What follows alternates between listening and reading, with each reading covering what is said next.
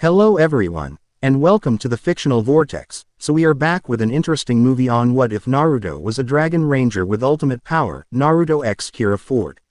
But before we start, I just want to remind you to please subscribe to my channel and hit the like button if you enjoy my content.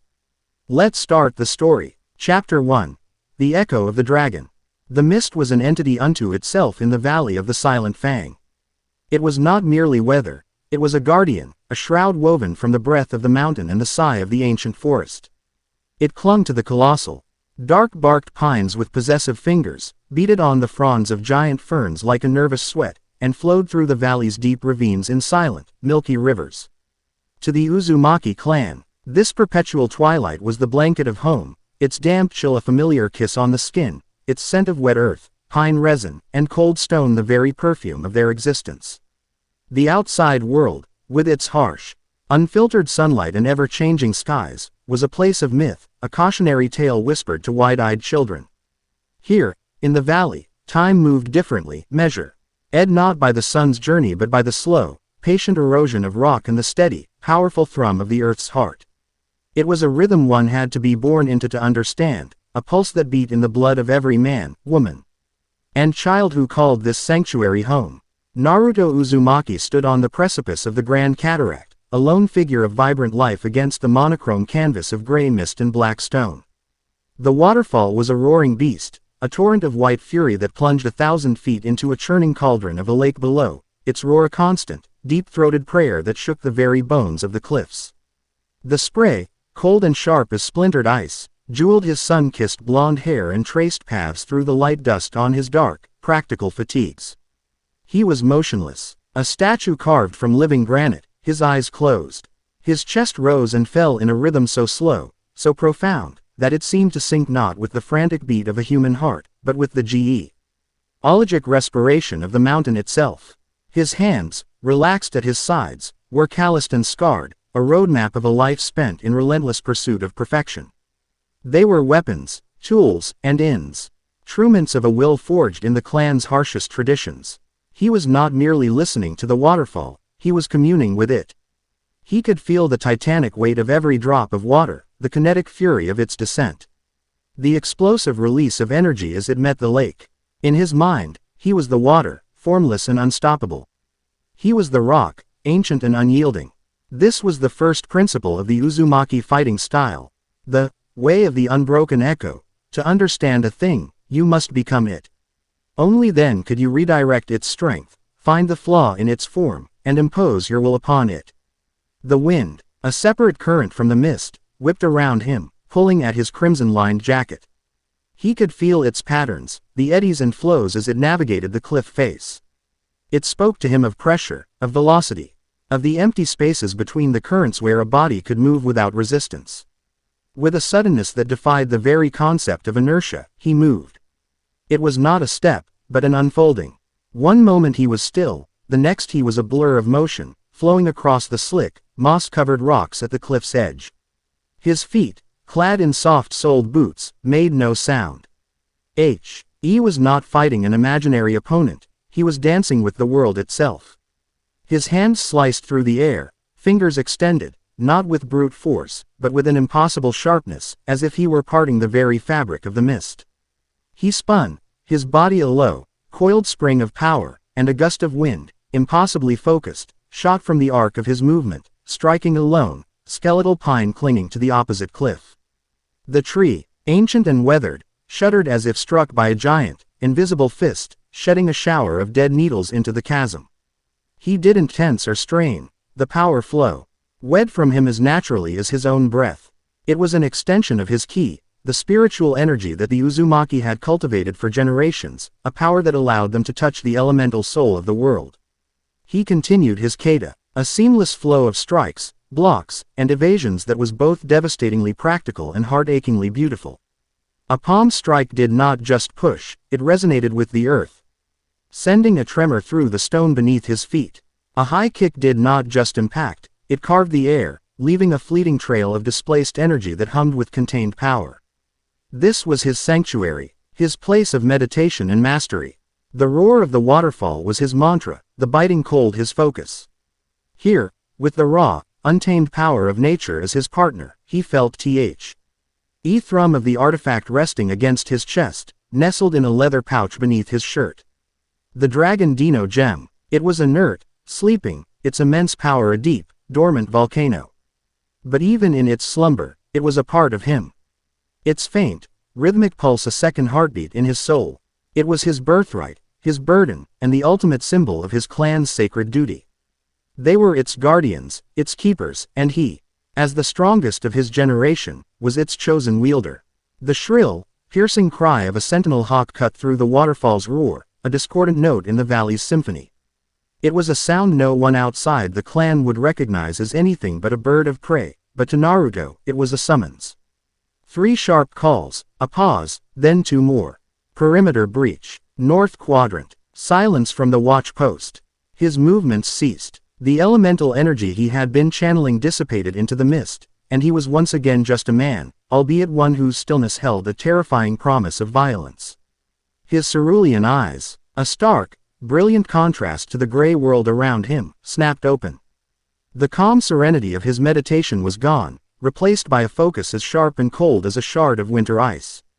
He took a single, deep breath, the mist filling his lungs, and then he was gone from the precipice, a whisper of movement swallowed by the fog-shrouded path leading back to the village. The village of Uzushiogakure, the village hidden in the whirling tides, was a marvel of organic architecture and hidden strength. It was not built upon the land, but with it. Homes were carved into the valley walls, their facades covered in living moss and ivy, their windows made of polished, translucent quartz that glowed with soft inner light. Rope bridges, woven with the tensile strength of ironwood vines, crisscrossed the ravines, swaying gently in the perpetual mist. The center of the village was a massive, ancient tree whose roots delved into the very heart of the mountain and whose highest branches were lost in the clouds. It was from this tree, the heartwood, that the clan elders governed. There were no shouts of panic, no chaotic scramble. The Uzumaki were a disciplined people, their lives a constant state of readiness. The hawk's call had been heard, and the village had responded with the quiet, deadly efficiency of a predator sensing prey.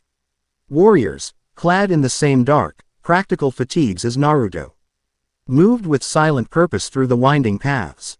They were ghosts in the mist, their faces grim, their hands already resting on the hilts of the various specialized weapons they carried, short swords, weighted chains, and chakra-conducting blades that hummed faintly in the damp air. Naruto met the village's war chief, a grizzled veteran named Kosuke, whose face was a latticework of old scars, each one a story of a battle won. Naruto. Kosuke's voice was a low rumble, like stones grinding together. The patrol at the northern Fang Rock is silent. Kato and Ren. They are never silent. How long? Naruto's tone was clipped, all business. They missed their hourly check-in 20 minutes ago. The sentinel hawk found this. Kosuke held out a gauntleted hand.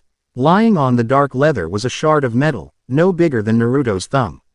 It was jagged, unnatural. One side was the recognizable steel of an Uzumaki combat knife. The other side was wrong. It was a crystalline growth. A dark, iridescent material that seemed to drink the light, with patterns like frozen circuitry etched into its surface. It pulsed with a faint, sickly violet energy that made the hairs on Naruto's arms stand on end. He felt a cold knot tighten in his stomach. He had never seen anything like it. It felt unclean, a violation of the natural order. There were no sounds of a struggle, Kosuke continued. His eyes narrowed. No explosions, no calls for aid. Just silence. I've assembled a team. No, Naruto said, his gaze fixed on the corrupted shard. A large team is a large target. We don't know what we're facing. I'll go. Take Hana and Jiro with me. We move faster, see more. Kosuke nodded without hesitation. Naruto's judgment in the field was absolute. The whispers from the refugees we've sheltered over the years, of a creeping blight from the outside world. A techno plague that twists metal and flesh alike. We thought the valley's mists and our wards would keep us safe. Safety is an illusion, Naruto replied, his voice flat. It's a pause between threats. Get the village on high alert. Full defensive posture. I want every ward checked and reinforced. The children and the elders moved to the Heartwood Sanctuary. No one leaves. No one enters. He handed the shard back to Kosuke. This thing, it feels hungry. We can't afford to be careless. Within minutes, the trio was moving. Hana was a sensory ninja, her specialty the ability to read the subtle shifts in the valley's energy, to feel the life force of every living thing. Jiro was a tracker and a trapper. A man who could read a story in a single broken twig and whose traps were works of lethal art. Together with Naruto's overwhelming combat prowess and strategic acumen, they were the clan's finest scalpel. They moved through the forest like wraiths, their feet barely disturbing the thick carpet of moss and fallen leaves. The air grew heavier, more oppressive, the further north they traveled. The natural sounds of the forest, the chatter of unseen creatures, the hum of insects, the rustle of leaves, began to fade, replaced by an unnerving silence that was more menacing than any roar. It was a dead quiet, the kind that precedes a storm or follows a massacre. Hana was the first to stop, her hand raised, her body tense. "Something is wrong," she whispered, her eyes closed in concentration. "The life energy, it's curdled. Like fresh milk left in the sun. And there's another energy here. Cold, sharp, like static." Jiro knelt, his fingers brushing the damp earth. He pointed to a set of tracks. They were from a valley boar, a creature they all knew well. But these tracks were wrong. They were too deep, too erratic, and interspersed within them were sharp, gouging lines, as if the boar was dragging claws of sharpened steel. They found the watch post a half-mile later. Or what was left of it. The small, cleverly camouflaged structure built into a rocky outcrop was smashed to pieces. Splintered wood and shattered stone littered the ground. And they found Kato and Ren. Naruto's stomach churned, a rare and unwelcome sensation. He had seen death in all its forms, but this was a new kind of horror. Kato was impaled on a thick branch, but the branch itself seemed to have grown through him, its bark replaced by the same dark, crystalline material from the shard, pulsing with that sickly violet light. Ren was nearby, his body grotesquely twisted. A third of his torso was a horrific fusion of flesh, bone, and a shimmering, metallic lattice that seemed to be slowly, actively consuming the rest of him. His eyes were wide open, frozen in a mask of unimaginable agony and confusion. Their weapons were shattered, signs of a desperate, futile struggle. "By the ancestors," Jiro breathed, his face pale. "There's no honor in this," Hana whispered, her hands covering her mouth. "This isn't battle, it's desecration." Naruto's face was a mask of cold fury. He knelt by Ren, his analytical gaze taking in every horrific detail. This was the work of the techno plague Kosuke had spoken of. It wasn't just a weapon, it was a contagion, a corruption of the most fundamental laws of nature. It turned life into a monstrous parody of itself. A low growl, a sound that was half animalistic snarl and half the grinding of rusty gears, echoed from the trees around them. "Contact," Naruto said, his voice dropping to a dangerous calm. "Hana, to the trees. Give us eyes. Jiro, perimeter. Lethal traps. Now." They moved without a word, their training taking over. Naruto drew the specialized blade he carried. A single-edged sword forged from a unique metal found only in the valley.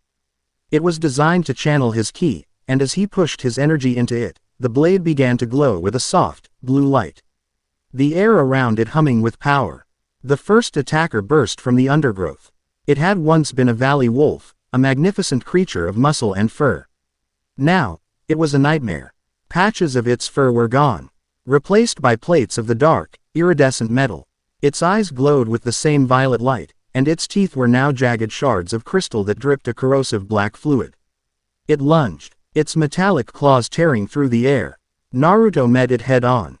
He didn't sidestep or evade. He moved forward, a blur of motion. His glowing blade met the creature's claws with a screech of protesting metal. Sparks flew. The force of the impact would have shattered a normal man's arm, but Naruto held his ground, his feet seeming to root themselves into the earth. He saw the madness and pain in the creature's eyes, a tortured soul trapped in a corrupted prison. With a surge of ki, he pushed back, sending the wolf staggering. He didn't follow up with a killing blow. Instead, he flowed around it, his hand, glowing with blue energy, striking the base of its skull. It was a precise, targeted nerve strike, meant to disable, not destroy. The wolf collapsed, twitching, the violet light in its eyes flickering. But more were coming. 2 more corrupted wolves, and then a boar, its tusks replaced with massive, razor-sharp crystalline formations, its charge shaking the very ground. Naruto was a whirlwind of blue light and controlled fury. He was not just fighting. He was analyzing, learning. He saw how the corruption made them stronger, faster, but also more predictable, driven by a singular, mindless rage. It robbed them of their natural cunning. Naruto, above you. Hana's voice was a sharp cry from the canopy. Naruto glanced up. The trees themselves seemed to be turning against them. A thick vine, its surface covered in metallic thorns, whipped down at him like a striking serpent. He rolled aside, the vine smashing into the ground where he'd been standing, leaving a deep, smoking gouge. This was worse than he thought. The corruption was spreading to the flora as well. The very valley was being poisoned. Jiro's traps began to spring. A pitfall sen. A corrupted wolf plummeting onto sharpened stakes. A deadfall of heavy, blessed stones crushed another. But for every one they took down, 2 more seemed to emerge from the deepening gloom. The forest was crawling with them. The ground began to tremble violently. A sound like an avalanche of stone and shearing metal echoed through the trees.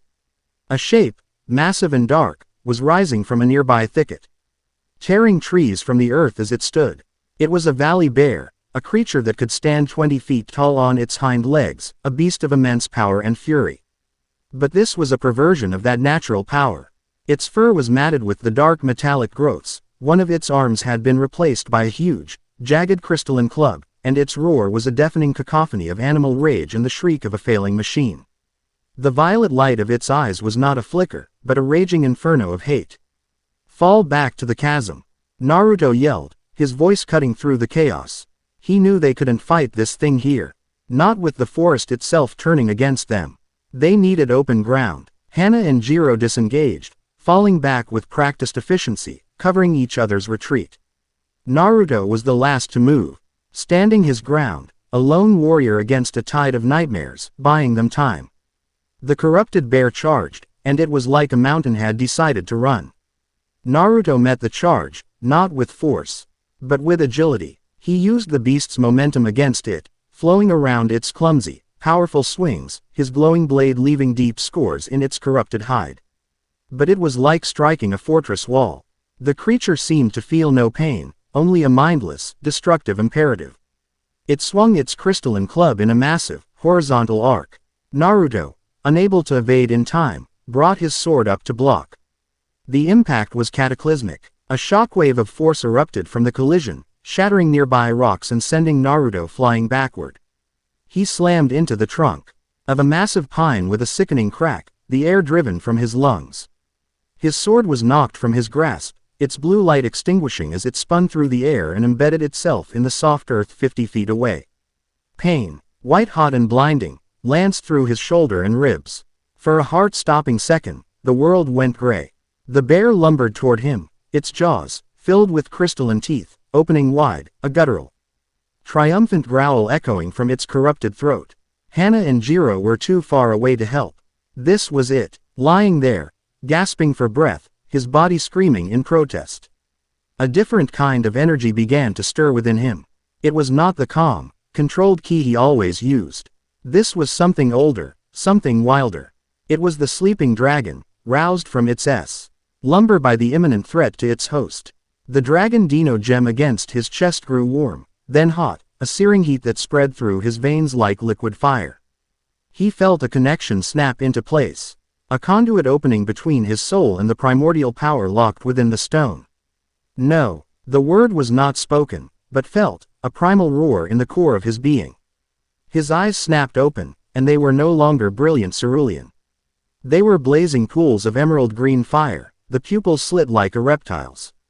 A faint, draconic aura, shimmering in green, began to envelop his body. The pain in his shoulder vanished, replaced by a surge of unimaginable power. The air around him crackled, the temperature dropping so rapidly that frost began to form on the ground. As the corrupted bear loomed over him, ready to deliver the final crushing blow, Naruto pushed himself to his feet. He didn't rise slowly or painfully. He exploded upward, a coiled spring of draconic fury. He didn't need his sword. His hands were now weapons enough. He met the descending crystalline club not with a block, but with an open-palmed strike. The sound was not the clash of flesh against crystal. It was the sound of a thunderclap, sharp and absolute. A network of green, energy-filled cracks spread across the bear's weapon arm. For a moment, the creature seemed to pause, its corrupted mind unable to process what had just happened. Then, with a sound like 1,000 shattering panes of glass, the crystalline club, and the entire arm with it, disintegrated into a shower of violet-dusted fragments. The bear Roa, red in what might have been shock or pain, staggering back. Naruto was on it in an instant. He was no longer moving like a man. He moved with the impossible speed and predatory grace of an ancient, mythical beast. His fist, glowing with the emerald green aura, slammed into the creature's chest. It wasn't just a punch, it was a focused detonation of pure energy. The metallic plates covering the bear's hide buckled and shattered. The creature was lifted from its feet and hurled backward, crashing through a stand of corrupted trees before finally coming to a halt in a broken, twitching heap, the violet light in its eyes fading into darkness. The forest fell silent once more. The remaining corrupted creatures, seemingly sensing the shift in power, the arrival of a true apex predator, began to slink back into the shadows. Melting away into the mist, Naruto stood over the fallen bear, his chest heaving, not from exertion, but from the sheer, overwhelming torrent of power coursing through him. The green aura flickered and died.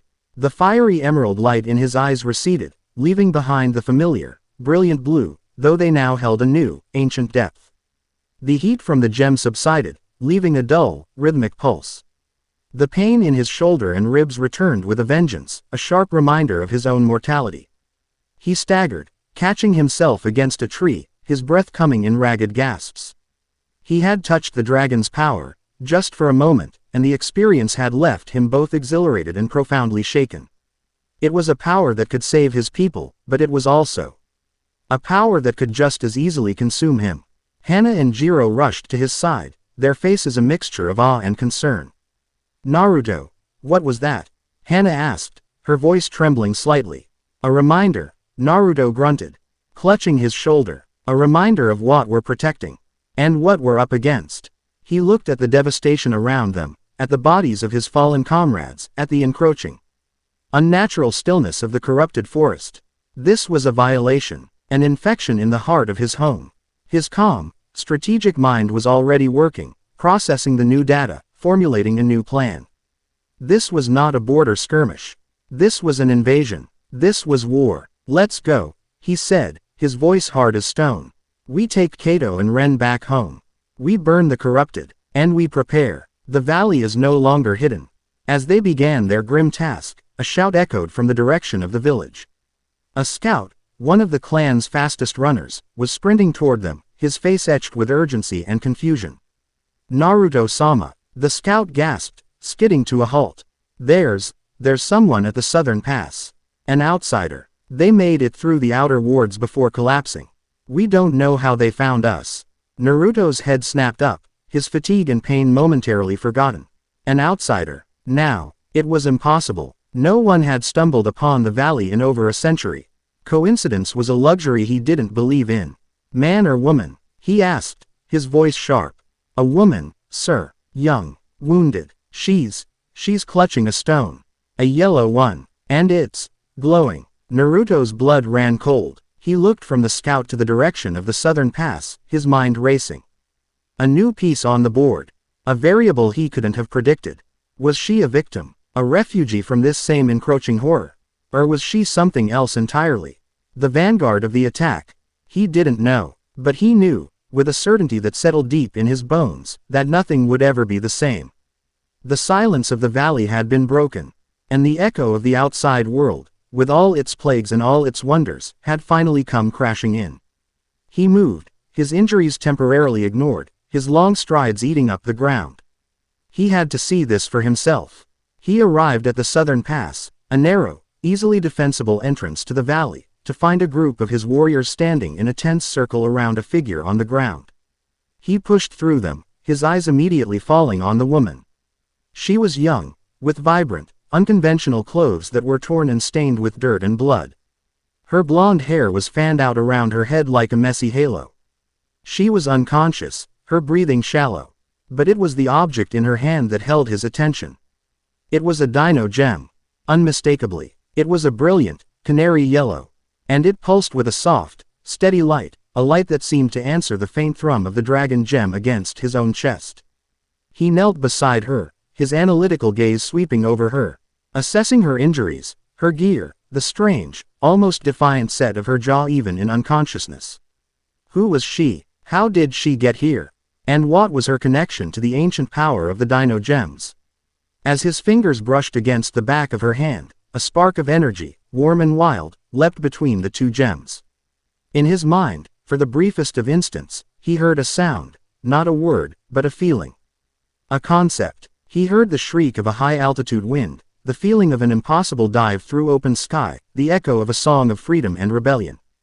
It was the echo of the Terra. Chapter 1 End. Chapter 2. The Song of the Terra. She awoke to silence. It was the first thing her senses registered, and it was so profound, so absolute, that it was more disorienting than any sound.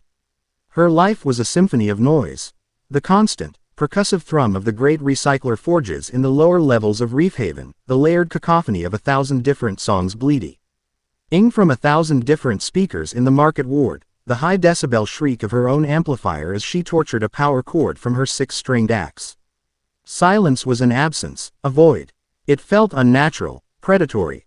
Her eyelids were heavy, glued shut with the grit of exhaustion, but she forced them open. The light was wrong. It was soft, gray, and diffused, filtering through a pane of what looked like milky, polished crystal. It wasn't the sharp, aggressive glare of neon signage or the cold, sterile hum of a glow panel. It was a gentle, living light that seemed to breathe with the mists. He could see swirling outside the window. The air was wrong, too. It smelled of damp earth, of pine needles, of something ancient and floral, a clean, crisp scent that was a universe away from the familiar ozone and grease perfume of her city. And the bed was a revelation.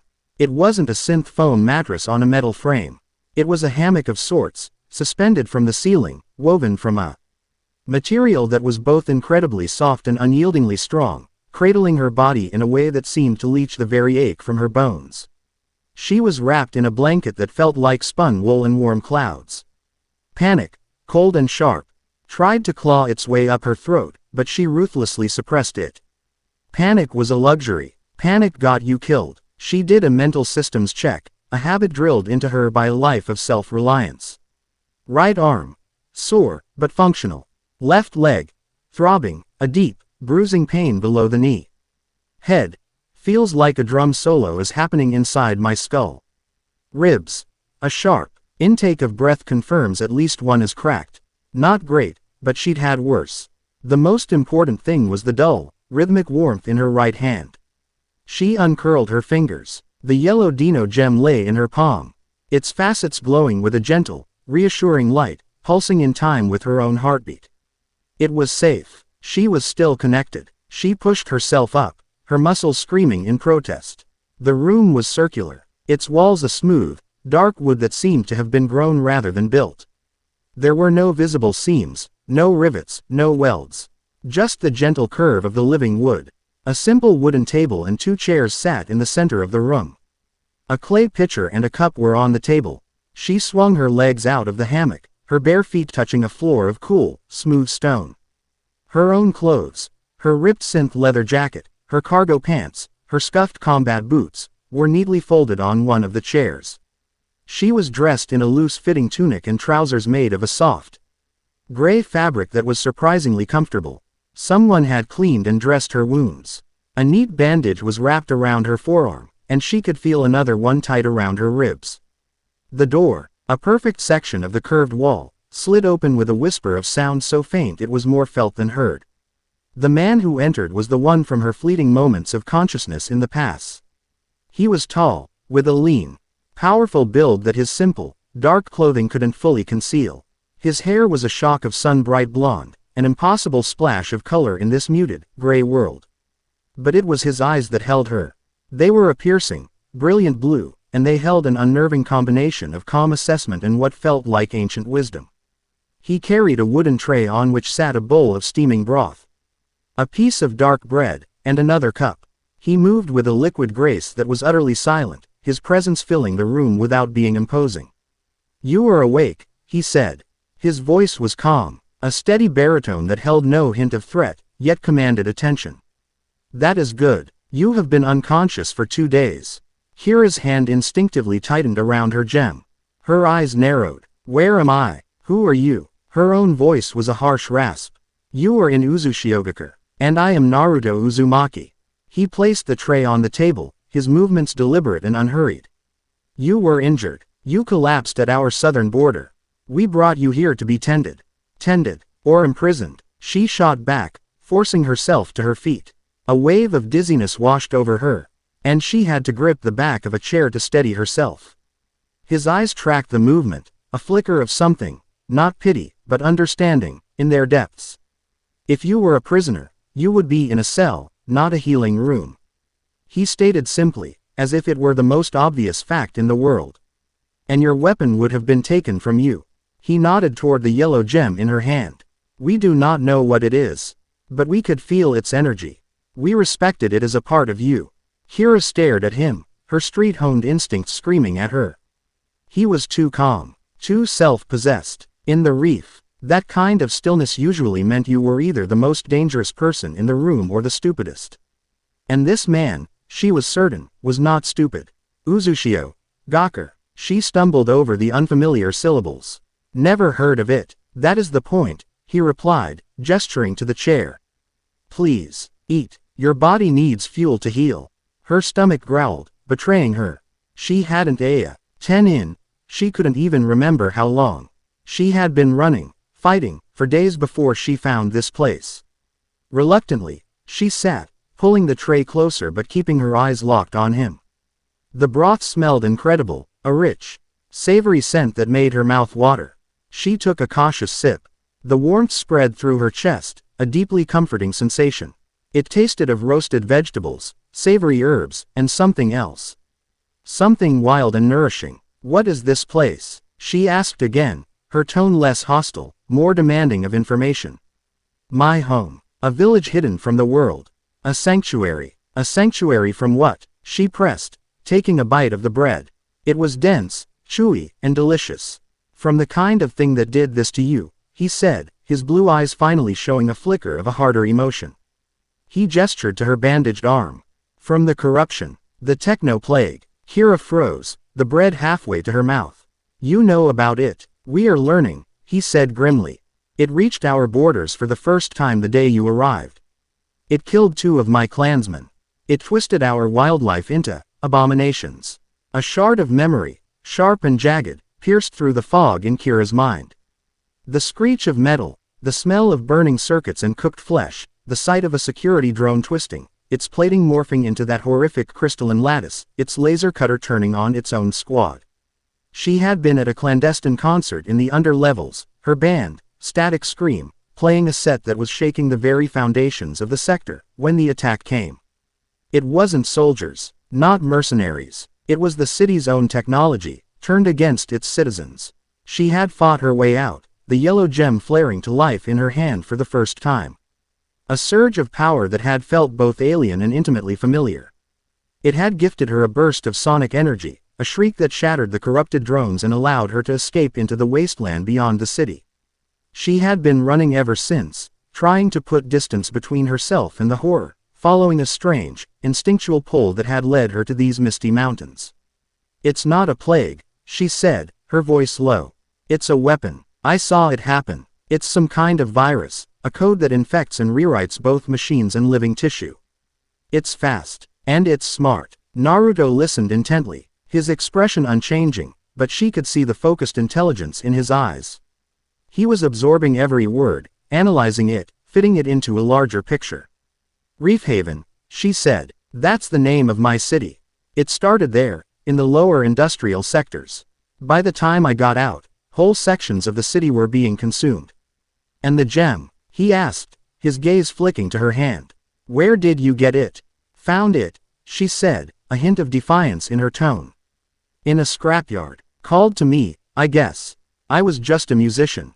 Then, this happened." She held up her hand, and as if on cue, the gem pulsed with a brighter yellow light. It helps me fight. Gives me power. A pterodactyl spirit, it feels like. Naruto's eyes widened slightly, the first genuine sign of surprise she had seen from him. He reached under his own tunic and pulled out a leather pouch. From it, he produced his own gem. It was a deep, fiery red, and it seemed to thrum with a dormant, volcanic power that made the air in the room feel heavy. It was a dragon. She could feel it, a sense of immense, ancient power that dwarfed her own gem's wild energy. The Dino Gems, he said, his voice resonating with a new gravity. My clan has guarded this one for 1,000 years. We thought it was the only one. The two of them sat in silence for a moment, the two gems pulsing gently, a silent conversation passing between them. The pieces were starting to click into place, forming a picture that was both terrifying and strangely exhilarating. This wasn't random. Her finding the gem, the plague, her arrival here, it was all connected. Look, Naruto Uzumaki, she said, pushing the now empty bowl away. I appreciate the B&B service, but I can't stay here. The thing that's hunting me, that plague, it's not going to just give up. If it tracked me this far, it'll find this place. And as much as I'm enjoying the rustic charm, I don't want to be the one who brings a high-tech apocalypse down on your peaceful little nature preserve. We are aware of the danger, he said calmly. And we are not defenseless. But you are right, hiding is no longer an option. The threat must be met. You said it started in your city. That means the source, or at least a major nexus of it, is there. I need to go there. I need to understand what this is. Kira laughed, a short, sharp, humorless sound. You, go to Reef Haven, buddy. You wouldn't last 5 minutes. Your whole vibe, she waved a hand at him, is quiet. Calm, purposeful. Reef Haven is loud, chaotic, and wants to kill you for your boots. You'd stick out like a sore thumb. Nevertheless, I must go, he insisted, his tone leaving no room for argument. And you will be my guide. Whoa, hold on there, Chief, she said, leaning back. I'm not your tour guide. I just escaped that metal and rust death trap. I'm not planning on a return trip. You have no choice, he said, and for the first time, a sliver of steel entered his voice. It wasn't a threat, but a statement of fact. This enemy is technological. My people understand nature, energy, the flow of ki. We do not understand the world of circuits and steel you come from. You are the only one who does. And that gem in your hand, it chose you for a reason. Just as mine chose me. This is our fight now. Whether you wish it or not. He leaned forward, his blue eyes boring into hers. You can run, and this plague will eventually consume everything you know. Or you can stand with me, and we can fight it. Together. She hated that he was right. She hated his calm, unshakable confidence, why he made the impossible sound merely difficult. She was a runner, a survivor. Her first instinct was always self-preservation. But she had seen the horror of the plague up close. She had seen the facts of the people being consumed by their own technology. And she had felt the power of the Terra Gem, a power that hummed with a fierce, soaring spirit that was not meant for hiding. Fine, she sighed, running a hand through her messy blonde hair. Fine, I'll take you, but we do this my way. In the Reef, I'm the expert. You listen to me, you follow my lead. Got it? A faint smile touched the corner of his mouth. A fleeting expression that completely changed his face, making him look younger, less like an ancient warrior and more like the young man he was. An acceptable arrangement, he said. The journey out of the valley was as disorienting for Kira as her awakening had been. Naruto led her through winding paths that seemed to have no logic, past wards that shimmered in the air like heat haze. And through sections of forest so thick with mist and shadow that she was sure they were walking in circles. Yet, he moved with an unerring sense of direction. The sheer vitality of the valley was overwhelming. The air was so clean it almost hurt to breathe, and the life energy, as he called it, was a palpable thrum against her skin. It was a stark, jarring contrast to the world she was about to show him. After a day of travel, they stood on a high ridge, the last bastion of his world. Before them, the green ended as if sliced by a knife. The ground became a cracked, ochre wasteland that stretched to the horizon, littered with the skeletal remains of a long-dead civilization. And in the distance, shimmering in the haze, was Reef Haven. It wasn't a city so much as a wound on the face of the planet. A jagged collection of mismatched towers that clawed at the sky, built on, in, and around the colossal, rusting skeleton of a pre-cataclysm arcology. It was a vertical jungle of salvaged metal, repurposed shipping containers, and flickering neon. A permanent brown haze of pollution clung to its upper levels, and even from this distance, she could feel the faint, chaotic thrum of its energy. It was ugly, it was dangerous. It was home. Naruto stood beside her, his face unreadable as he stared at the urban monstrosity. She expected some kind of judgment, a comment on the soullessness of her world compared to his pristine valley. He gave none. He simply watched, his eyes narrowed, taking in the city's defenses, its layout, the subtle patterns in the smoke rising from its industrial heart. Its energy is frantic, he said at last, his voice a low murmur. Like a billion souls all screaming at once. Damaged, but defiant. Kira felt a reluctant flicker of respect. He wasn't judging it, he was analyzing it. That's the Reef in a nutshell, she said, a wry twist to her lips. Too stubborn to die. Come on. The fun part is getting inside. If Naruto was a fish out of water in the wasteland, he was a creature from another dimension inside the city itself. The moment they passed through the great, groaning gates of the outer wall, they were plunged into a maelstrom of sensory input. The noise was a physical blow. The shriek of unshielded mag-lev trains on overhead tracks, the roar of forge fires, the relentless, overlapping beat of 100 different genres of music, the shouts of vendors, the babble of a dozen different languages. The smells were a dizzying cocktail of street food sizzling on plasma grills, spilled synth ale, ozone, hot metal, and unwashed humanity. Light was a weapon here. A constant flicker-flash of holographic advertisements, neon signs, and the sparks from welders' torches. People surged around them, a river of humanity in every imaginable style of dress. From rugged scavenger gear to glittering high fashion, many with visible cybernetic enhancements. Kira watched Naruto closely, expecting him to be overwhelmed. He wasn't. His brilliant blue eyes, which had seemed so at home in the misty valley, were now wide, but not with confusion.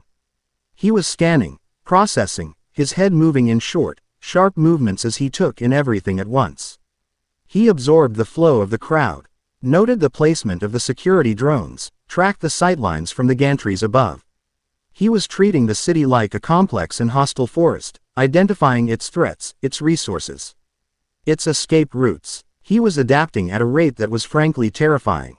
Stay close, she said, raising her voice to be heard over the din. And try not to look like you've never seen a glow sign before. You're drawing attention. He simply nodded, his gaze already moving on, tracking a trio of rough-looking individuals who were watching them with a little too much interest. Kira led him through a labyrinth of back alleys and crowded market streets, a route designed to be confusing to anyone tailing them.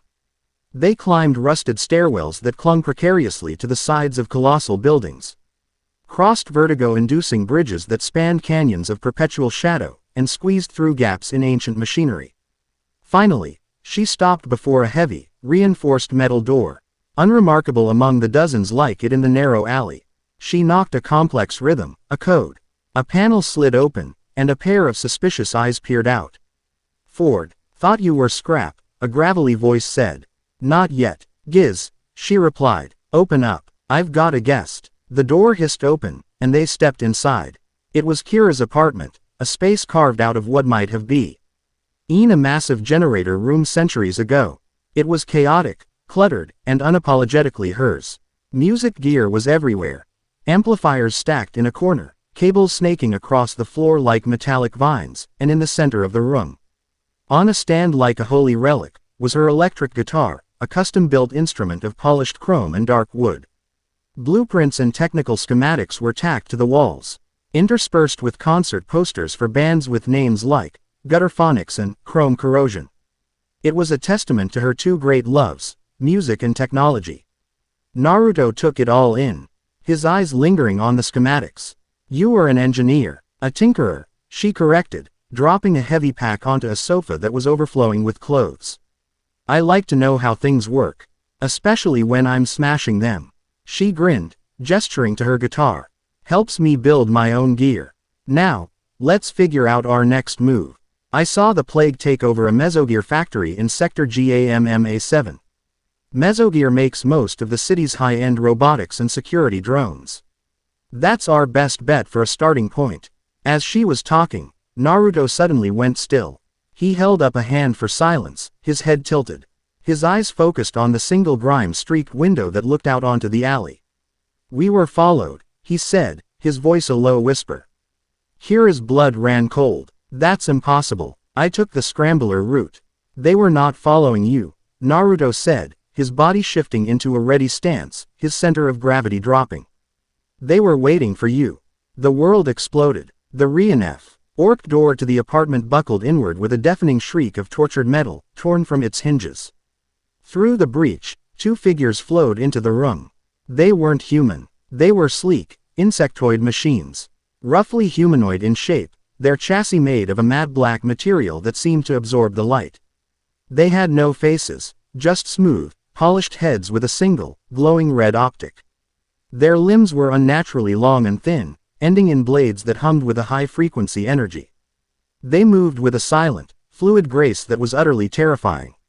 Reapers, Kira breathed, scrambling for the heavy-duty wrench she kept by her workbench. Top-of-the-line stealth assassins. How? The Reapers didn't wait for an answer. One lunged at Kira, its blade a silver blur. She barely managed to parry the strike with her wrench, the impact sending a jarring shock up her arm. The Reaper was impossibly fast and strong. The other went for Naruto. Naruto met the attack with a calm that was almost insulting. He didn't have a weapon, but he didn't need one. He sidestepped the Reaper's initial lunge, the energy blade hissing past his ear, and flowed inside the machine's guard. His hand, glowing with the faint blue energy of his ki, struck the Reaper's torso. It wasn't a punch, but a sharp, vibrating palm strike. The sound was like a dull clang, but the effect was devastating. The Reaper froze for a microsecond, the red light of its optic flickering, as a visible ripple of energy spread across its chassis. It was as if its internal systems had been short-circuited by a targeted EMP.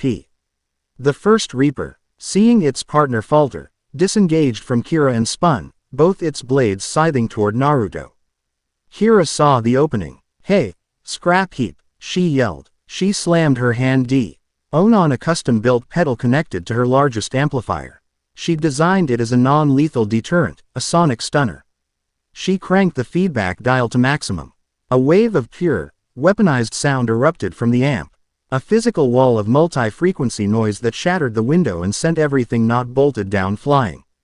The Reapers staggered, their auditory sensors completely overwhelmed. The red lights of their optics flickered wildly. They were disoriented. It was all the time Naruto needed. He moved between them, a blur of motion. Two precise chops, glowing with blue ki, struck the joints where the Reapers' heads met their necks. There was a sharp crack of severed circuits and synth muscle. The red lights went out. The two deadly machines collapsed to the floor, as inert and lifeless as scrap metal. The silence that followed was broken only by the high-pitched whine of the amplifier powering down and the sound of their own harsh breathing. Kira stared at the downed machines, then at Naruto. Okay, she said, her voice trembling slightly. That way of the unbroken echo, thing you've got going on. It's got some kick. Naruto was already kneeling by one of the Reapers, his fingers tracing the faint seams in its armor. He wasn't celebrating the victory, he was gathering intelligence.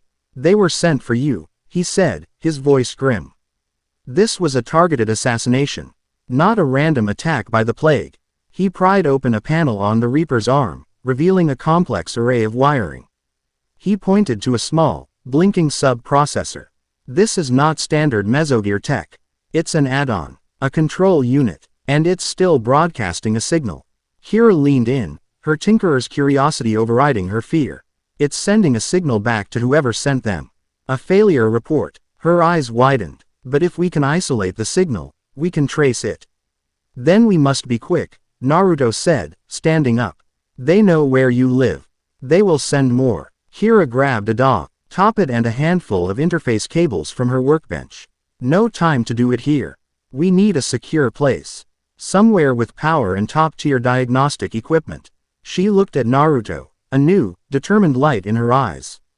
The fear was gone, replaced by a familiar, rebellious fire. I know a place. But the woman who runs it, she doesn't like visitors. Will she help us? Naruto asked. She will if we pay her, Kira said with a smirk. And if she gets to play with your new toys? She nodded at the wrecked reapers. Come on, let's go see the architect. Chapter 2 End. Chapter 3. The Wisdom of the Architect. The reef haven that Naruto experienced next was a different beast entirely. Gone were the chaotic, vibrant, and crowded thoroughfares. Kira led him not through the city, but under it. She slid aside a heavy, groaning sewer grate in the floor of a derelict transit station, revealing a dark hole from which a gust of warm, metallic-smelling air rose. Welcome to the underside, she said, a grim smile on her face. Watch your step, and your head, and, well, pretty much everything else. She carried the severed head of the reaper, wrapped in a thick, oil-stained canvas tarp, with a surprising ease. They descended into a world of pipes, conduits, and ancient support structures. This was the city's circulatory system, its forgotten guts. Massive, insulated cables, thick as a man's torso, pulsed with a deep, bass hum. Carrying the power that kept the upper levels blazing with light. Water, smelling faintly of chemicals and purification agents, gurgled through pipes the size of small tunnels. The only light came from the occasional, buzzing maintenance panel or the erratic sparks from a frayed power junction. It was a dark, oppressive, and deeply claustrophobic environment, each anical underworld that was the perfect antithesis to Naruto's open, misty valley. Yet, once again, he adapted with an unnerving speed. While Kira navigated by memory, her eyes scanning for familiar landmarks in the labyrinthine tunnels, Naruto seemed to be mapping the space with a different set of senses. He moved with a preternatural awareness, his body instinctively ducking under low-hanging beams and sidestepping treacherous puddles of slick coolant. You feel it, don't you? Kira asked, glancing back at his silent, focused form. The city's key, he replied, his voice a low murmur that as easily absorbed by the omnipresent hum. It's different down here, slower, heavier. Up there, it's the energy of a million scattered thoughts. Down here, it's the city's heart. Its lifeblood. It flows with a purpose. He placed a hand on one of the main power conduits, his eyes closing for a moment. It's tired, strained, like a heart that has been beating for too long without rest. His perception was so alien, so fundamentally different from her own data-driven understanding of the world, that it left her momentarily speechless. She saw a power grid operating at 97% capacity. He saw a weary, overburdened heart. The thought was strangely beautiful, and it gave her a new appreciation for the depths hidden beneath his calm exterior. After what felt like an hour of navigating the mechanical maze, Kira stopped at a featureless wall of solid steel, a section of the arcology's original foundation. There were no visible doors, no panels, no seams. She pressed her palm against a specific spot on the cold metal. A section of the wall glowed with a soft blue light, a complex geometric pattern blooming into existence. A low hiss of hydraulics, impossibly clean and well-maintained in this world of decay, broke the silence. The circular section of the wall retracted, then slid aside, revealing an opening. The contrast was blinding. They stepped from the dark, grimy, humming tunnel into a space of absolute, pristine white. The floor, walls, and ceiling were a seamless, non-reflective white material that seemed to glow with its own internal, shadowless light. The air was cool, sterile, and smelled faintly of ozone and hot circuits. Robotic arms, currently folded and dormant, were mounted on articulated rails in the ceiling. Holographic displays, currently blank, shimmered like ghosts in the air. In the center of the vast, circular chamber was a single, massive workbench, its surface a gleaming obsidian black, utterly devoid of any clutter. It was not a workshop, it was a clean room, a laboratory. A shrine to the god of precision engineering. And standing at the workbench, her back to them, was the shrine's high priestess. She was a woman of medium height, her dark hair pulled back into two severe, practical buns on the top of her head. She wore a pristine white, high-collared jumpsuit that was the antithesis of Kira's mismatched, functional gear. She was examining a complex, floating 3D schematic of a plasma coil, her fingers manipulating the image with small, precise gestures, rotating and expanding it, her focus absolute. You're dripping coolant on my floor, Ford, the woman said. Without turning around, her voice was as sharp and precise as a laser scalpel, devoid of any warmth but rich with an impatient intelligence. I just recalibrated the atmospheric scrubbers. Don't make me bill you for it. Quote, it's good to see you too, Tenton, Kira replied, stepping fully into the room and setting her bundled cargo down on the black workbench. The damp, oily canvas was a sacrilegious stain on its perfect surface. Tenton finally turned, and Naruto got his first proper look at her. Her face was sharp, with high cheekbones and intelligent, dark brown eyes that seemed to miss nothing.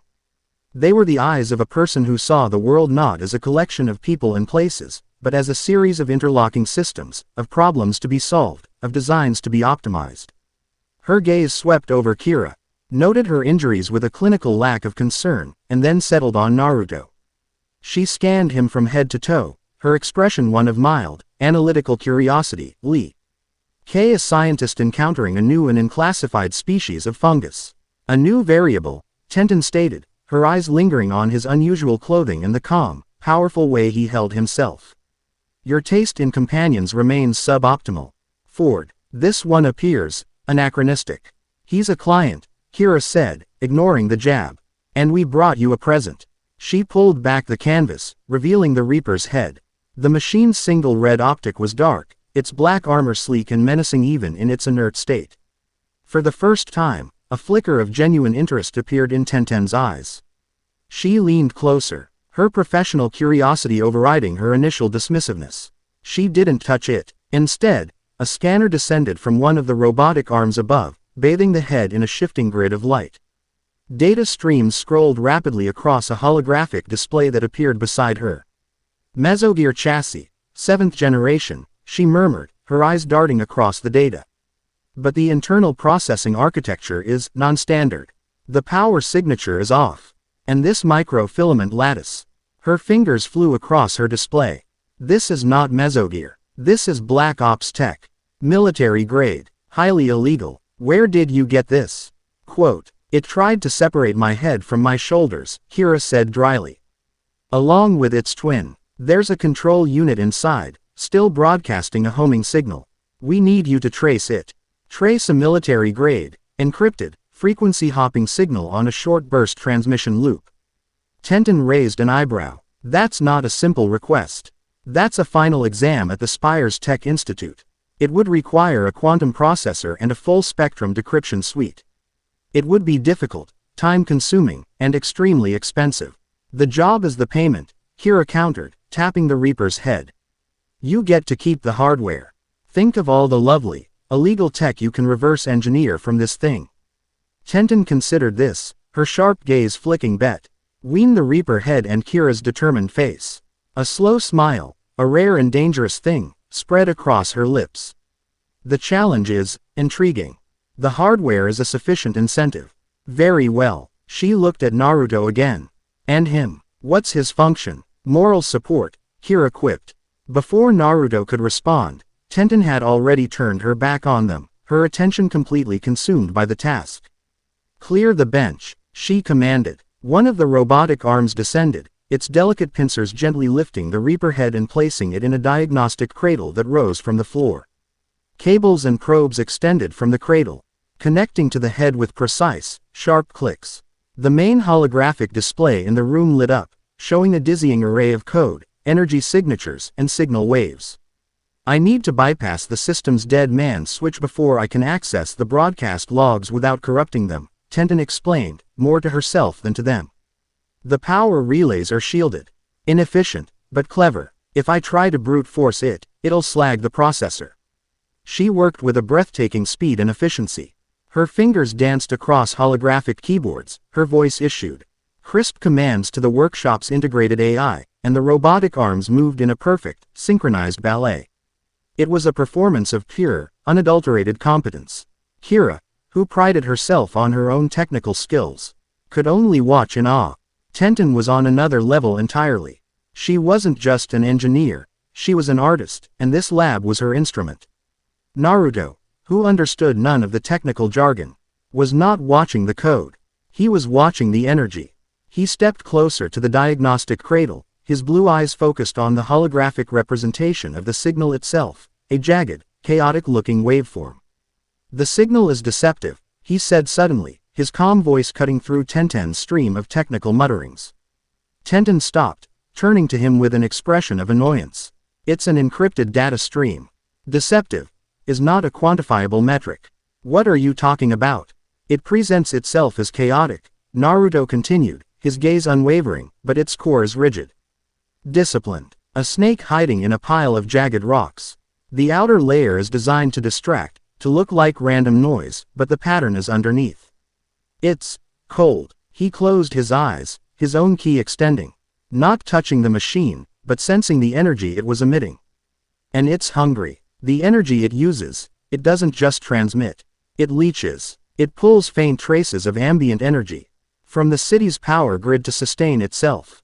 A parasite." Kira looked from Naruto to Tenten, expecting the engineer to dismiss his mystical nonsense out of hand. But Tenten was silent. She stared at Naruto, a strange expression on her face. Then, she turned back to her console, her fingers flying with a renewed purpose.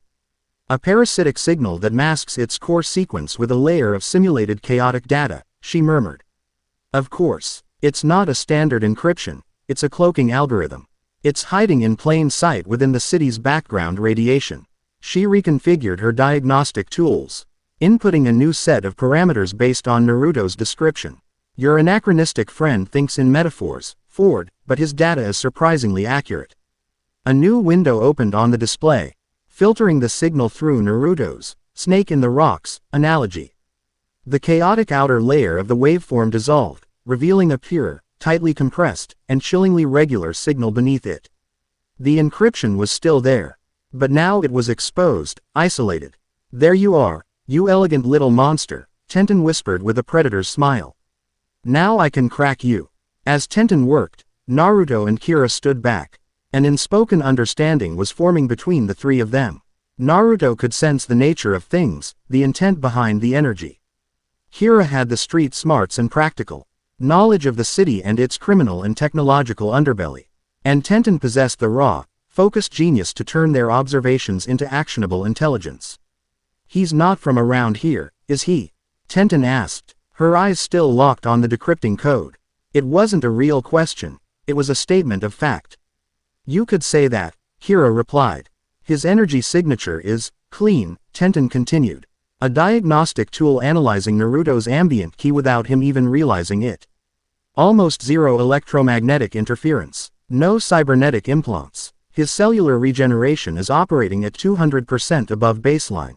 Biologically, he's the most efficient organism I've ever scanned. It's remarkable." Naruto's expression didn't change, but he met Tenten's analytical gaze in the reflection of the holographic screen. She wasn't just a master of machines, she was a master of systems, and he was the most fascinatingly foreign system she had ever encountered.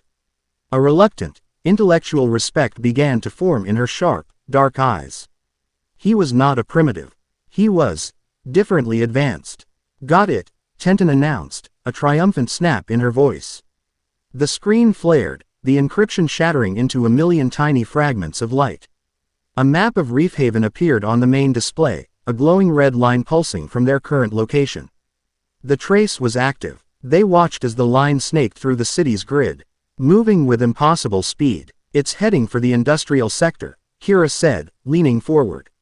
"Makes sense. A hidden lab, a rogue factory." But the line didn't stop in the industrial sector. It bypassed the dark, lawless zones of the lower city. It bypassed the fortified enclaves of the corporate security forces. It moved upward, relentlessly upward, climbing the virtual representation of the central arcology.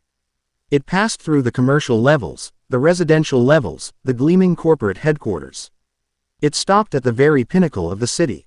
A single, needle, E-like spire that rose above everything else, a place of immense power and untouchable authority. A schematic of the location appeared next to the blinking red dot. "No," Kira whispered, her face draining of color. "No, that's not possible." Tenten was silent, her face a mask of cold, dawning realization. Naruto looked at the image, at the name written in crisp, official lettering. "What is that place?" he asked, his voice steady. That's the Panopticon, Tenton said, her voice barely a whisper. The governor's spire. She turned to face them, the triumphant light of her intellectual victory gone. Replaced by the cold gravity of the implication. The signal isn't coming from some hidden terrorist cell or rogue corporation. It's coming from the absolute seat of power in Reef Haven. The plague, the Reapers, this isn't an attack on the city. She took a deep breath, her eyes locking with Naruto's. It's being controlled from within. The sterile white room was suddenly thick with a new, far more dangerous tension. Their enemy wasn't just a faceless, mindless plague. It had a name, a face, and a throne at the very top of the world. They were no longer rebels fighting a contagion. They were insurgents fighting the state itself. Governor Mercer, Kira breathed, the name tasting like ash in her mouth. He's been in power for 10 years. A hard-liner, preaches order and technological purity above all else. It seems his definition of purity is flexible, Tenton noted grimly. She shut down the display, the room plunging into a more subdued light. This changes the parameters of the problem. You can't fight the Panopticon.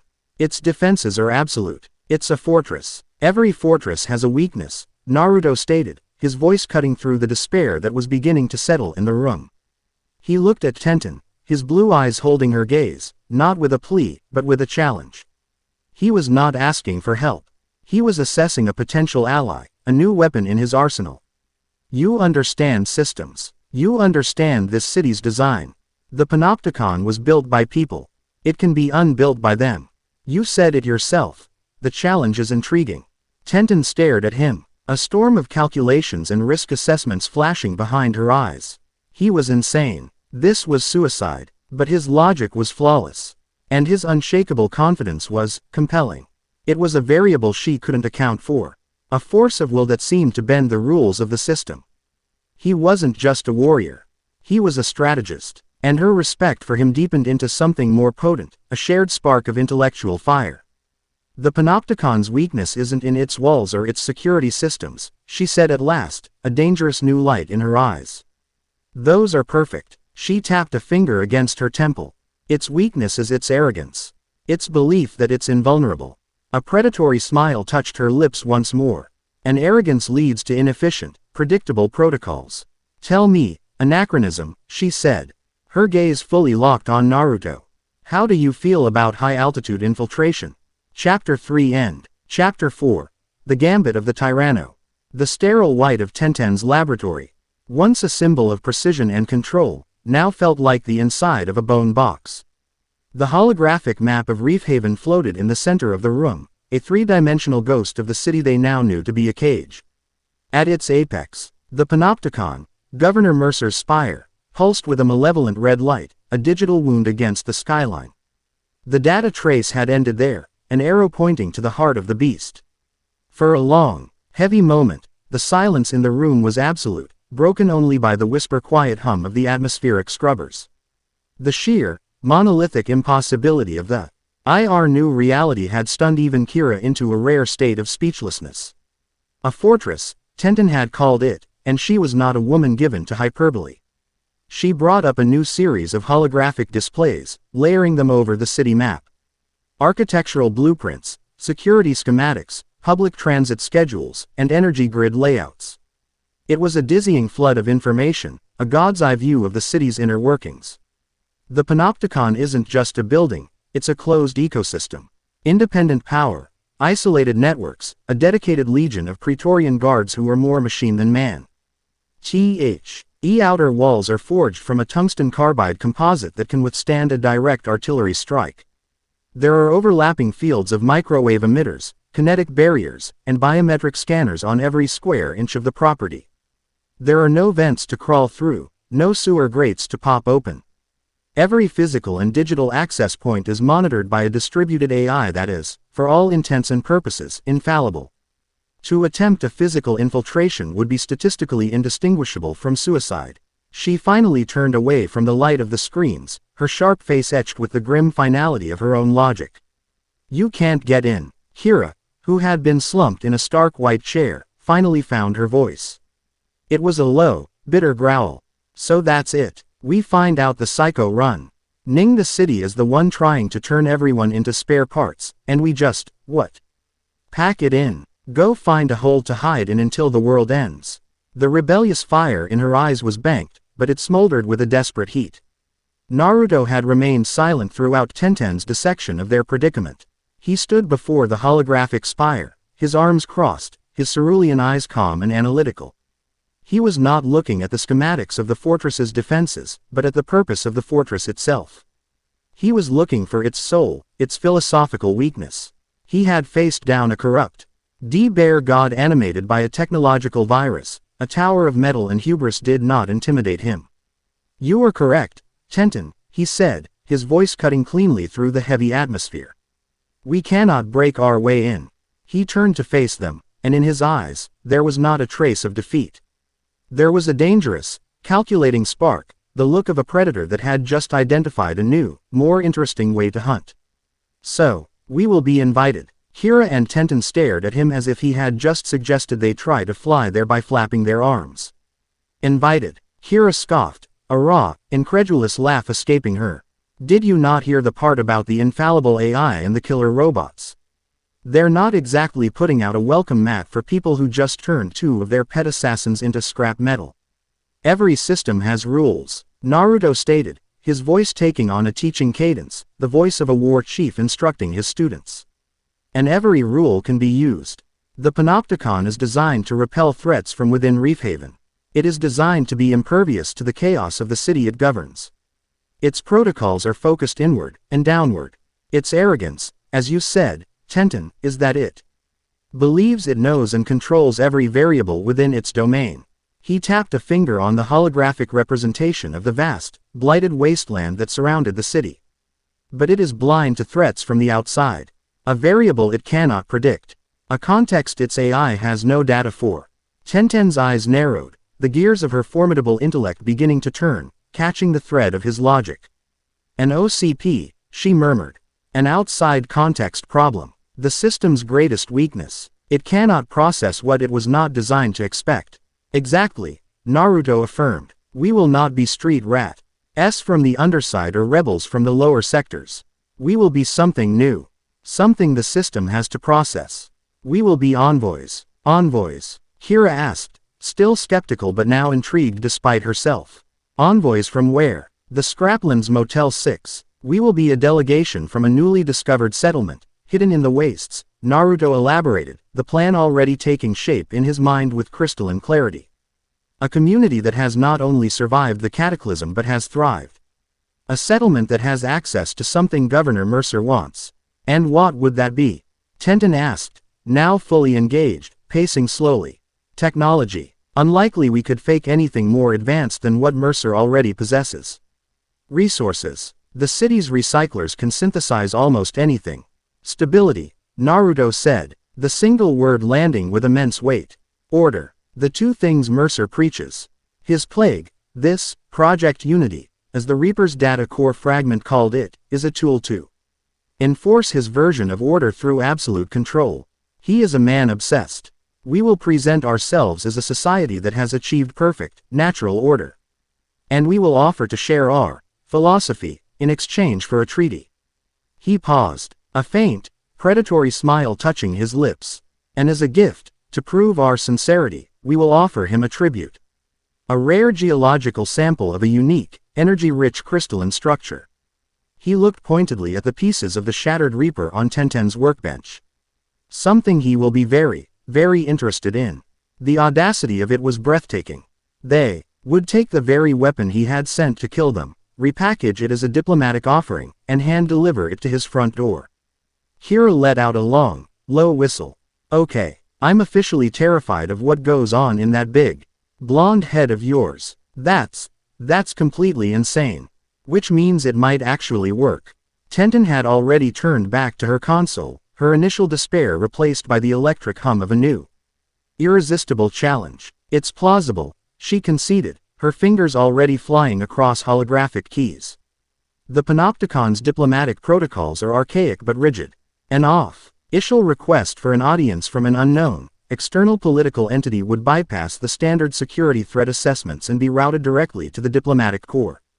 The AI would flag it as an anomaly. But it would be forced to follow its programming. She looked up, a sharp, assessing glint in her eyes. This requires 3 things. 1. Completely flawless, untraceable credentials. Forged documents, a believable history.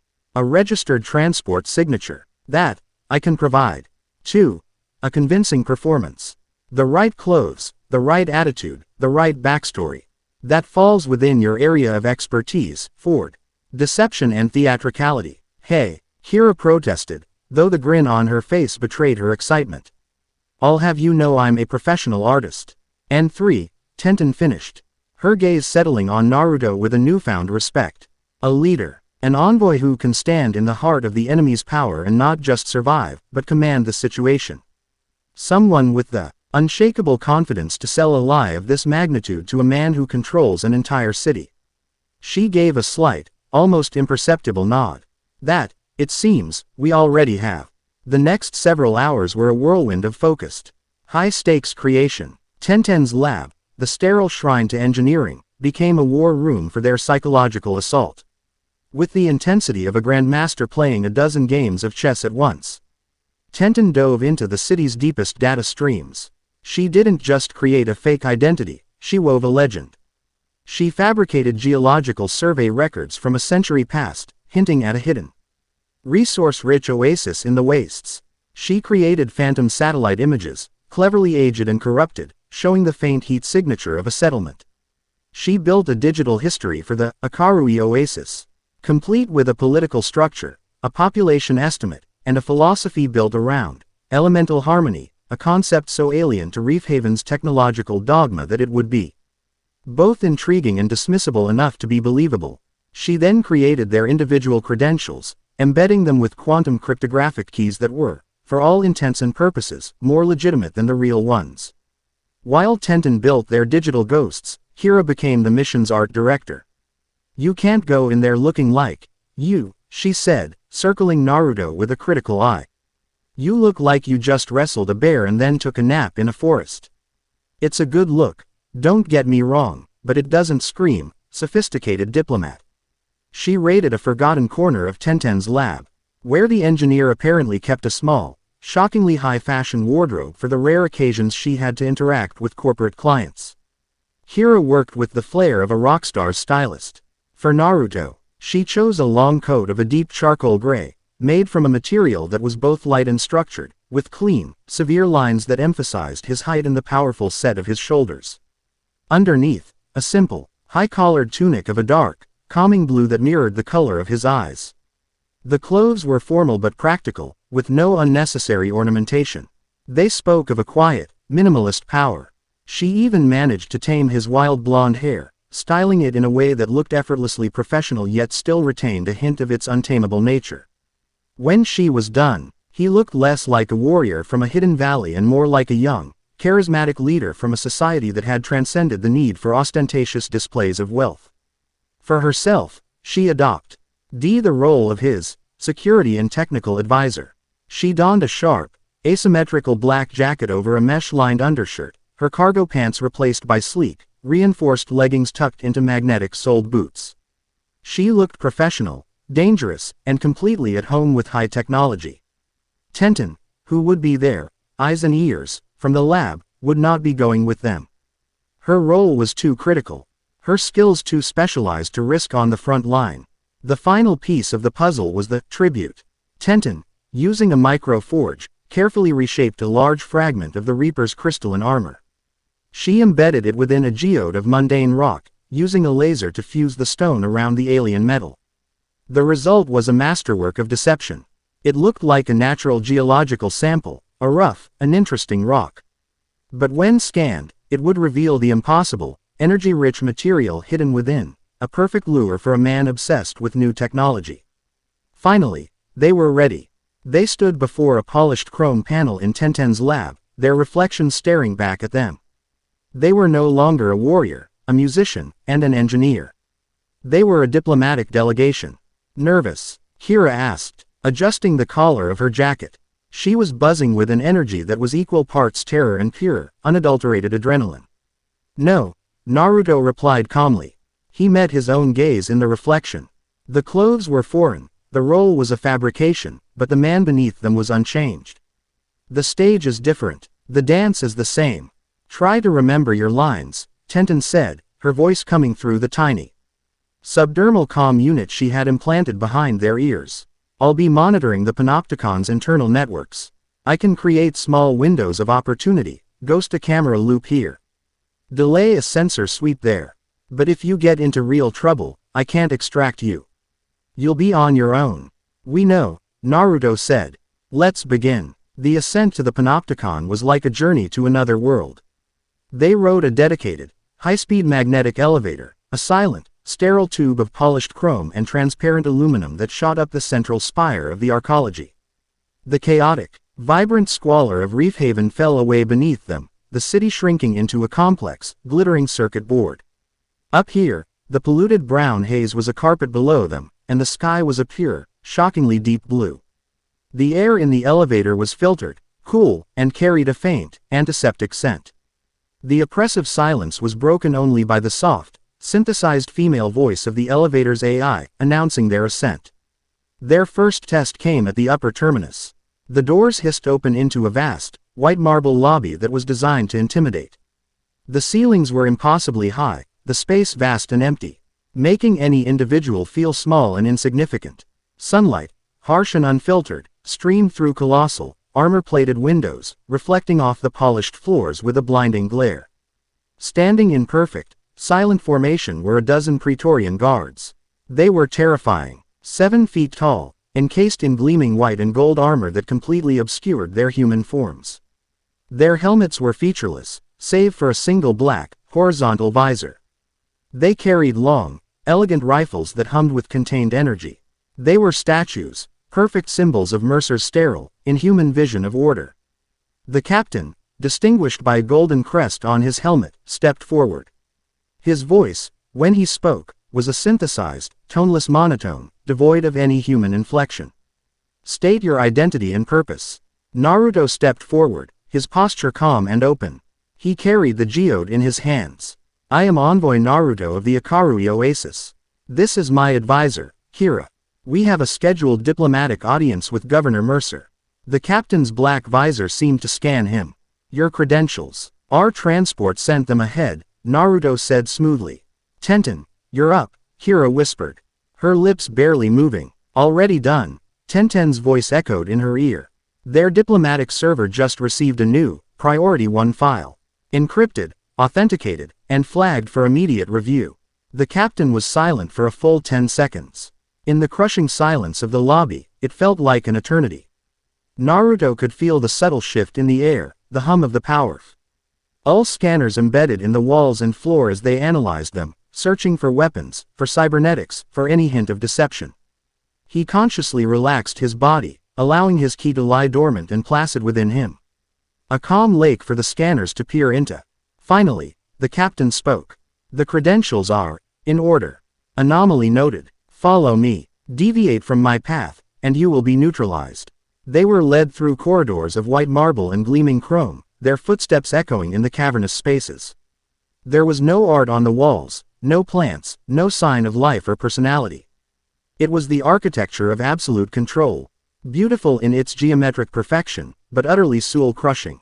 Every guard they passed stood with the same inhuman stillness, their heads tracking them in perfect, synchronized silence.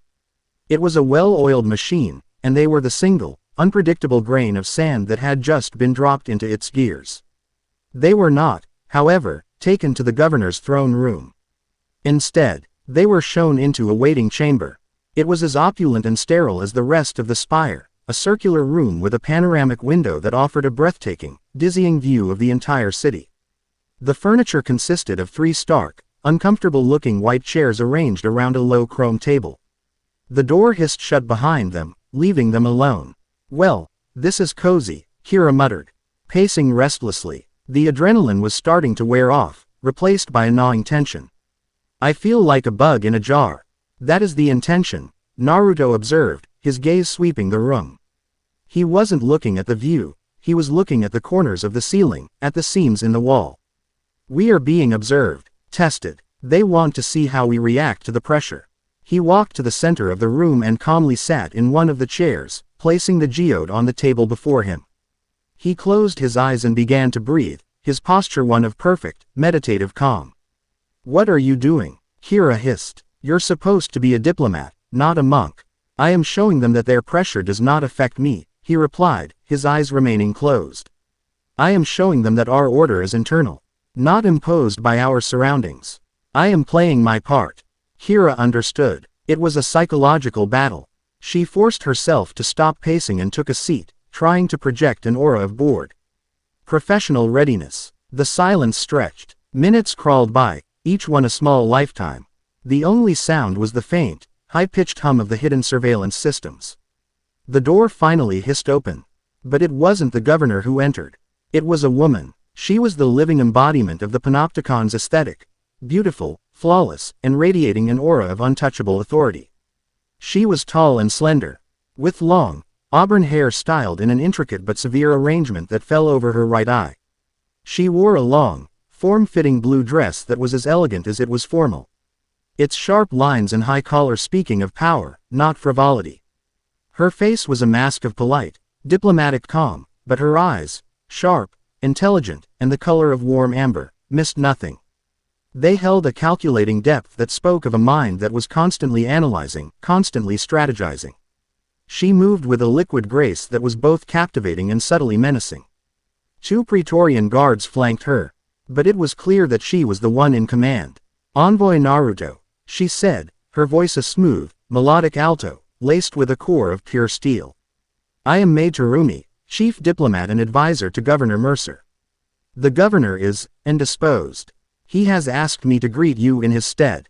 She glided into the room, her amber eyes sweeping over Naruto's calm form and Kira's tense one. It is not often Reef Haven receives visitors from beyond the wastes. In fact, it has never happened before. "You must tell me everything about this, Akarui Oasis." Her smile was perfect. It was also completely devoid of warmth. It was a weapon, designed to disarm and intimidate in equal measure. Naruto opened his eyes, the brilliant cerulean meeting her calculating amber. He rose to his feet in a single, fluid motion. "Chief Advisor Terumi, a pleasure. Our oasis is a simple place, built on principles that may seem foreign to a city of such technological marvels." "I am sure they are," Mai replied, her eyes flicking to the geode on the table. "You have brought the governor a gift. A token of our goodwill," Naruto said. "A symbol of the unique resources our community has to offer." Mai did not move to inspect it. She continued to watch him, her head tilted slightly. "Your credentials are fascinating. Flawless, in fact, almost too flawless, as if they were designed by someone who knew our systems intimately. And your arrival is most timely. It comes just after a minor security incident in the lower sectors. 2 of the governor's most advanced security assets went missing." She took a step closer. The scent of a faint, exotic perfume cutting through the sterile air. "You are a very skilled liar, Envoy Naruto. But the energy you project, it is not the energy of a diplomat. It is the energy of a storm. Barely contained. It is very, very loud, if you know how to listen." Kira's hand instinctively drifted to where a weapon would normally be. The 2 Praetorian guards shifted, their rifles humming with a slightly higher pitch. They were caught. The gambit had failed. Naruto, however, did not flinch. His expression did not change. The faint, calm smile remained on his lips. "And your energy, chief advisor, is not that of a loyal servant," he countered, his voice dropping to a low, intimate murmur that was meant only for her. "It is the energy of a queen, waiting for the king to falter. You have a hunger for power that this tower can barely contain." Mai's eyes widened, the perfect diplomatic mask cracking for a fraction of a second, revealing the sharp, ambitious woman beneath. He had not just seen through her, he had looked into her soul and read her deepest desire. "Who are you?" she whispered, her voice losing its melodic quality, replaced by a dangerous edge. "We are the variable you have been waiting for," Naruto said, abandoning the pretense of the lie and pivoting to a far more dangerous truth. "We know about Project Unity. We know about the plague. And we know the man you serve is a tyrant who would burn his own city to the ground to achieve his twisted vision of order. We are here to stop him." He paused, letting the words sink in. He wasn't pleading for her help. He was offering her a partnership. An alliance of power. The question is not, who are we? The question is, who are you, Mei Terumi? A loyal advisor to a madman. Or the future leader of this city? It was a gambit of breathtaking arrogance and risk. He was betting everything on his read of her character, on the ambition he saw burning in her amber eyes. Mei stared at him, her mind, a finely honed instrument of political calculation, racing. This man was not what he seemed. He was a force of nature, an agent of chaos that had just walked into the most rigidly ordered place in the world. He was impossibly dangerous. He was also an opportunity, a weapon that had fallen into her lap. She had grown increasingly wary of Mercer's paranoia, of the whispers of his horrific experiments, of the way his quest for order was slipping into a desire for total, soul-crushing assimilation. She was a stateswoman who believed in strength and control, but she was not a monster. She had been looking for a lever, a fulcrum to shift the balance of power. And this blonde-haired enigma, with his storm-like energy and impossible confidence, might just be it. As if to punctuate the moment, she felt a strange warmth against her skin, from a pendant she wore hidden beneath the high collar of her dress. It was an ancient heirloom, a relic of her family, who had once been rulers of a coastal nation before the cataclysm. It was a teardrop-shaped stone of a deep, fiery red, a Tyrannosaurus dino gem, thought to be nothing more than a beautiful, inert fossil. For the first time in her life, it was pulsing with a faint, rhythmic heat, awakened by its proximity to the dragon gem that lay dormant against Naruto's chest. She felt a sudden, primal connection to the man before her, a resonance of power that went beyond politics and ambition. It was a call from one predator to another. She made a decision. My loyalty is to Reef Haven, she said, her voice once again smooth and controlled, but with a new undercurrent of shared conspiracy. Not to the man who would sacrifice it for his own ego. She turned to her guards. There has been a change of plan. The envoy and his advisor will be accompanying me to the Central Archives. They have information that is vital to city security. The guards hesitated, their programming warring with the direct command from their superior. Our orders were, one began. Your orders have been updated, Mei said, her voice dropping a full octave, crackling with an authority that was absolute. Now, the guards snapped to attention. Yes, advisor. Mei turned back to Naruto. A new, dangerous smile on her face. This one was genuine. You wanted to see the heart of the beast, envoy. I will show you. But know this. If you betray me, if this is some deeper deception, there is no corner of this city, no shadow in the underside, where you will be able to hide from me. I expect nothing less, Naruto replied, his own smile mirroring hers. She led them through a different set of corridors, ones marked for high-level clearance only. With her biometric signature and command codes, doors opened for them that would have remained sealed to an army. The Central Archives contain all of the governor's records, she explained in a low voice as they walked. Including his private logs for all special projects. Most are encrypted beyond even my ability to crack. But physical access to the server core may be enough for your engineer. She glanced at Kira. Get me within 10 feet of the core, and I'll own this place, Kira confirmed, Our earlier tension replaced by the focused excitement of a heist. They arrived at a massive circular door, like that of a bank vault. This is as far as I can take you, Mei said. The core chamber requires the governor's personal key. I can override the lock for exactly 60 seconds. After that, a silent alarm is triggered, and this entire sector goes into lockdown. Praetorian legions will be here in 90 seconds. Tenten, are you ready? Naruto said into his calm. I was born ready, the engineer's voice replied. Feed me the data. Mei placed her palm on a panel. The great door began to open with a low, powerful hum. Your time starts now, she said. Kira was already moving, sprinting into the room beyond. It was a cavern of cold, humming machinery, with a single, glowing pillar of light in the center, the server core. She slapped an interface device onto its surface, and cables snaked from it into her datapad. I'm in, she yelled. Tenten, it's all yours. It's a firestorm of data. Project Unity. My God. The files are huge. I see it, Tenten's voice said, strained with effort. Downloading now. Encryption is beautiful. It's a work of art. But I'm through the first layer. Oh, this is bad. This is much worse than we thought. 40 seconds, Mei warned from the doorway. Naruto stood beside her, his body poised, ready for the inevitable response. He could feel it now, the city's AI stirring. Becoming aware of the intrusion, of the foreign data packet being siphoned from its brain.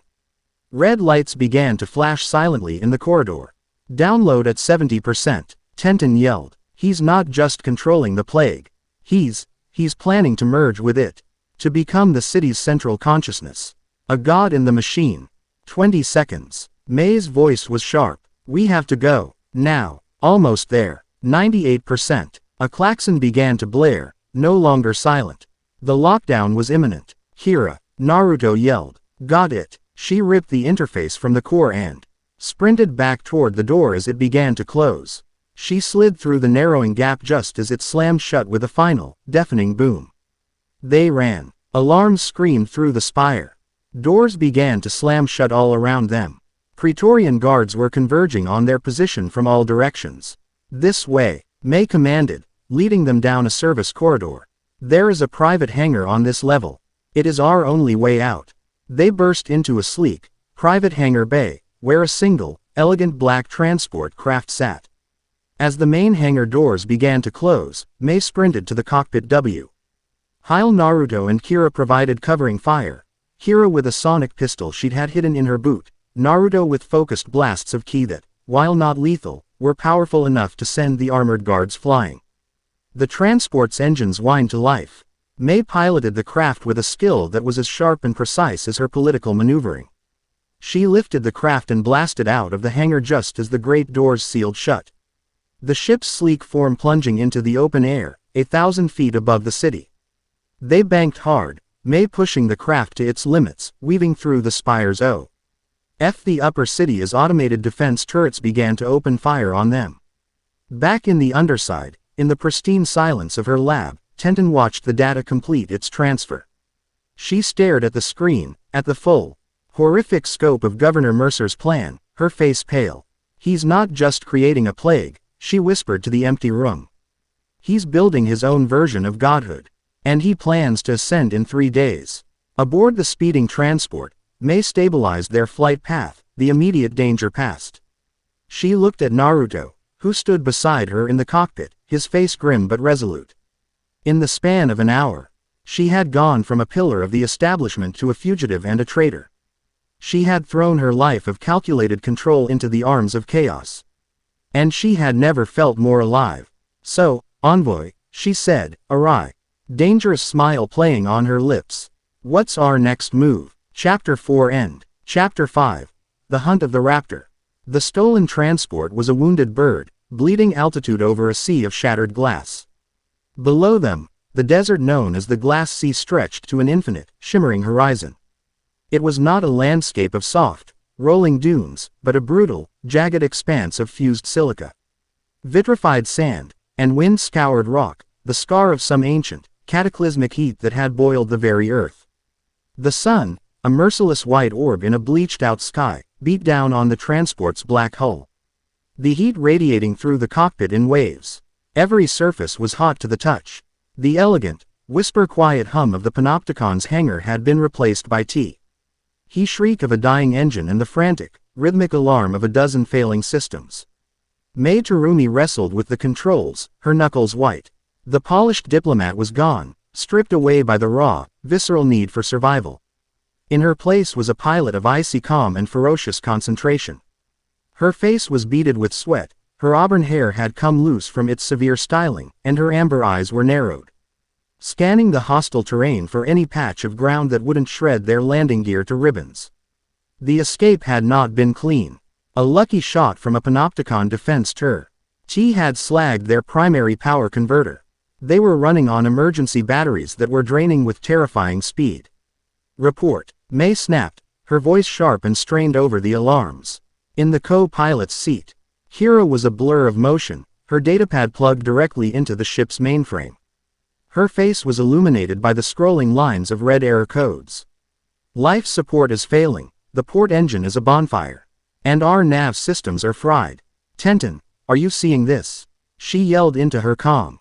I see it. Tenten's voice crackled back, tinny and distant, laced with the static of the desert's intense electromagnetic interference. The damage is critical. You're losing power faster than you can compensate. You have, maybe 5 minutes of flight time before you drop like a rock. I'm losing your signal. The atmospheric radiation out there is. The connection died with a final hiss of static. They were alone. Naruto stood behind them, one hand braced against the ceiling, his body swaying with the lurching of the dying craft. He was not looking at the frantic data streams or the flashing alarms. He was looking out the cockpit window, at the land. He was reading it, just as he had read the forest of his home valley. He saw the patterns in the wind-carved canyons, the subtle shifts in the color of the rock that spoke of stability or weakness.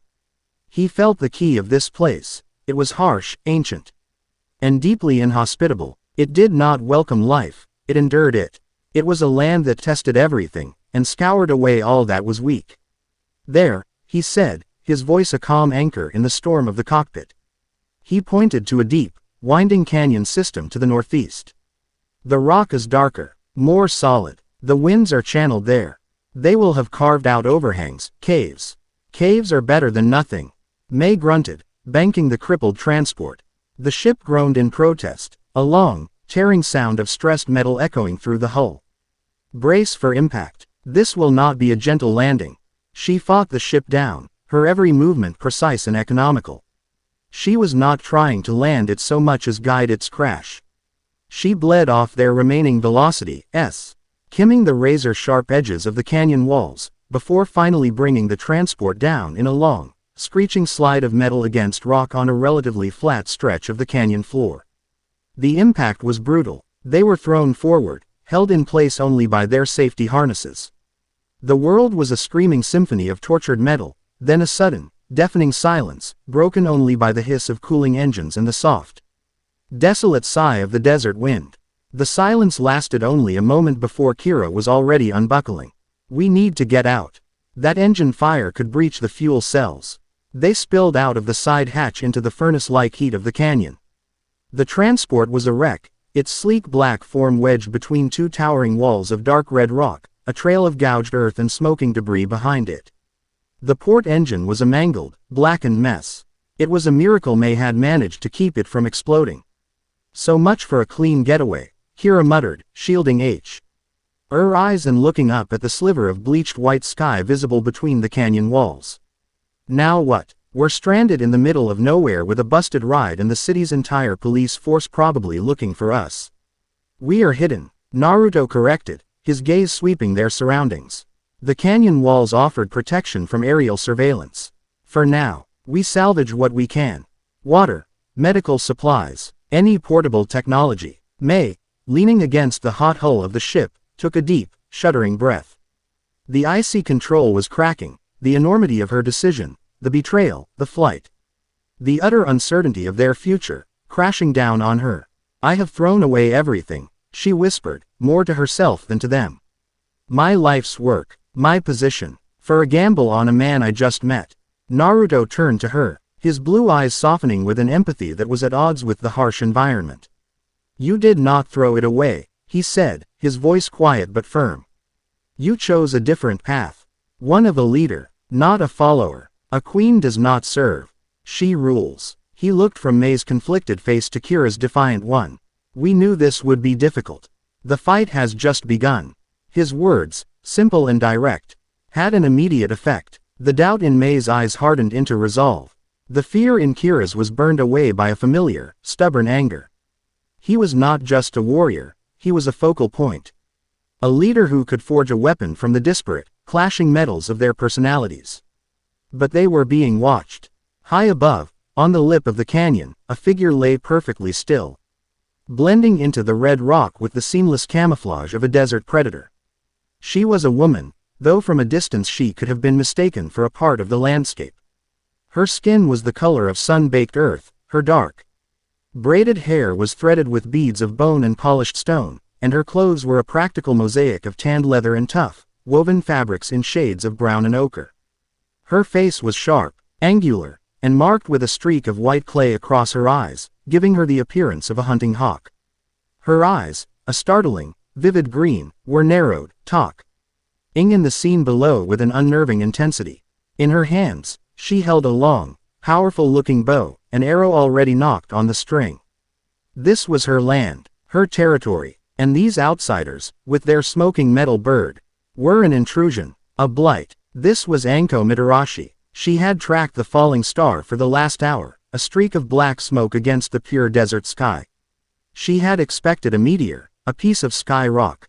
She had not expected this. A machine, and people, outsiders. Their energy was loud, chaotic, a discordant note in the harsh, clean symphony of the desert. One of them, the blonde man, was different. His energy was quieter, deeper, yet held a terrifying, coiled power that reminded her of the great sand crate dragons that slept beneath the dunes. It made the green stone she wore on a leather thong around her neck, the raptor dino gem, grow warm against her skin. It was a feeling of recognition, of a challenge. She watched them for a long time, her patience that of a stalking lioness. She watched them salvage supplies from their broken machine. She saw the way they moved, the way they interacted. The auburn-haired one was a leader, her movements sharp and commanding. The bright-haired one was a scavenger, her hands quick and knowledgeable with the machine's guts. The man, he was the warrior. He moved with a quiet, deadly grace, his head constantly scanning. His senses attuned not just to the visible world, but to the flow of the wind, the feel of the earth. He was dangerous. They were all dangerous, and they had to be removed. Her tribe, the Sand Fangs, had survived for generations by being ruthless, by eliminating any threat before it could take root. The hunt began at dusk, as the brutal heat of the day gave way to the biting cold of the desert night. The trio had established a small, defensible camp in a shallow cave Naruto had found, using the salvaged power cells from the transport to erect a low-intensity kinetic barrier across the entrance. It was a flimsy defense, but it was better than nothing. The water purifier is functional, Kira reported, but the main power cells are cracked. We've got maybe 12 hours of power for the barrier and the comms, and that's it. Quote, Mercer's forces will be searching, May added, studying a tactical map she had downloaded from the transport's database. They'll start with satellite sweeps. This canyon will hide us for a while. But once they deploy long-range scanners and drone patrols, they will find us. Then we will not be here when they do, Naruto said. He was sharpening a piece of salvaged metal from the ship's hull on a flat rock, his movements methodical. He was crafting a makeshift knife. At dawn, we move deeper into the canyon system. We find a better shelter. We find water. It was then that the barrier flickered. A small, dark object, no bigger than a man's fist, had struck it, and then fallen to the ground. What was that? Kira asked, peering out into the moonlit darkness. Naruto was already moving. Get back, he commanded, his voice low and urgent. The object on the ground was a rock, tied with a leather thong. Attached to it was a single, long feather from a desert hawk. A challenge, a territorial marking, an arrow, silent as a whisper, slammed into the rock wall just inches from Kira's head. It had appeared from nowhere, fired from the darkness with impossible speed and accuracy. It was fletched with the same hawk feathers. Sniper, May yelled, drawing a sleek, high-caliber pistol she had salvaged. Don't fire, Naruto ordered, pulling Kira back into the deeper shadows of the cave. You will only reveal our exact position. Our opponent is a hunter, not a soldier. This is a test. Another arrow struck the kinetic barrier, not with a sharp impact, but with a dull thud. This one had a thick, bulbous head. It clung to the barrier, and a viscous, black substance began to spread across the shimmering energy field, which sparked and sizzled, the power drain meter on Kira's datapad spiking dangerously. It's a chemical agent, Kira gasped. Corrosive. It's eating the barrier. Clever, Naruto murmured, a flicker of professional respect in his eyes. They are using our own technology against us. They are not a primitive. He knew what he had to do.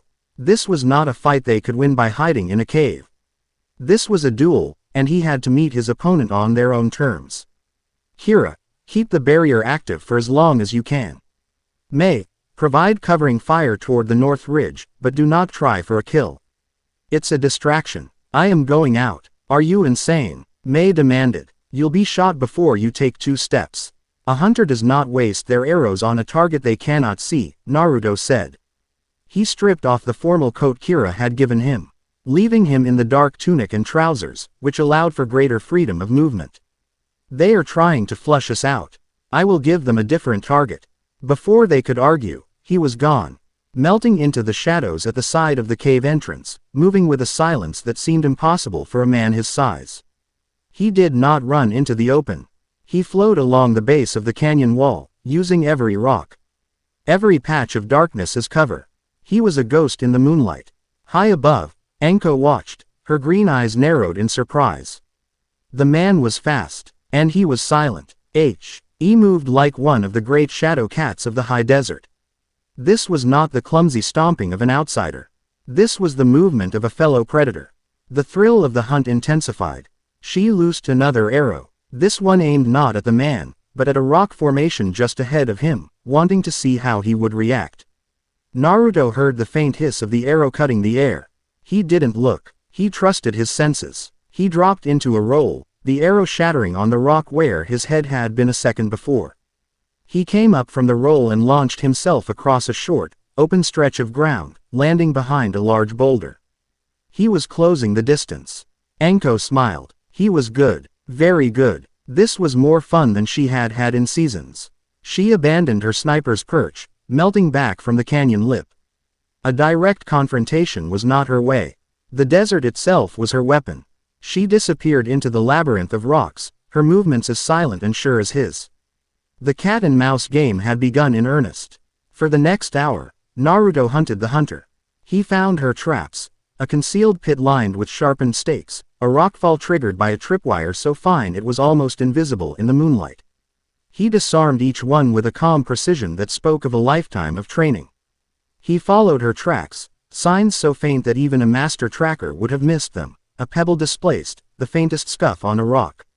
But she was always one step ahead, a ghost flitting through the canyons, her presence felt but never seen, her faint, wild scent on the wind the only proof she was real. He finally cornered her in a natural amphitheater, a circular clearing surrounded by sheer rock walls. It was a dead end. He knew it was a trap, but it was one he had to spring. He walked into the center of the clearing, the moonlight bathing him in its stark, white light. He was making himself the bait.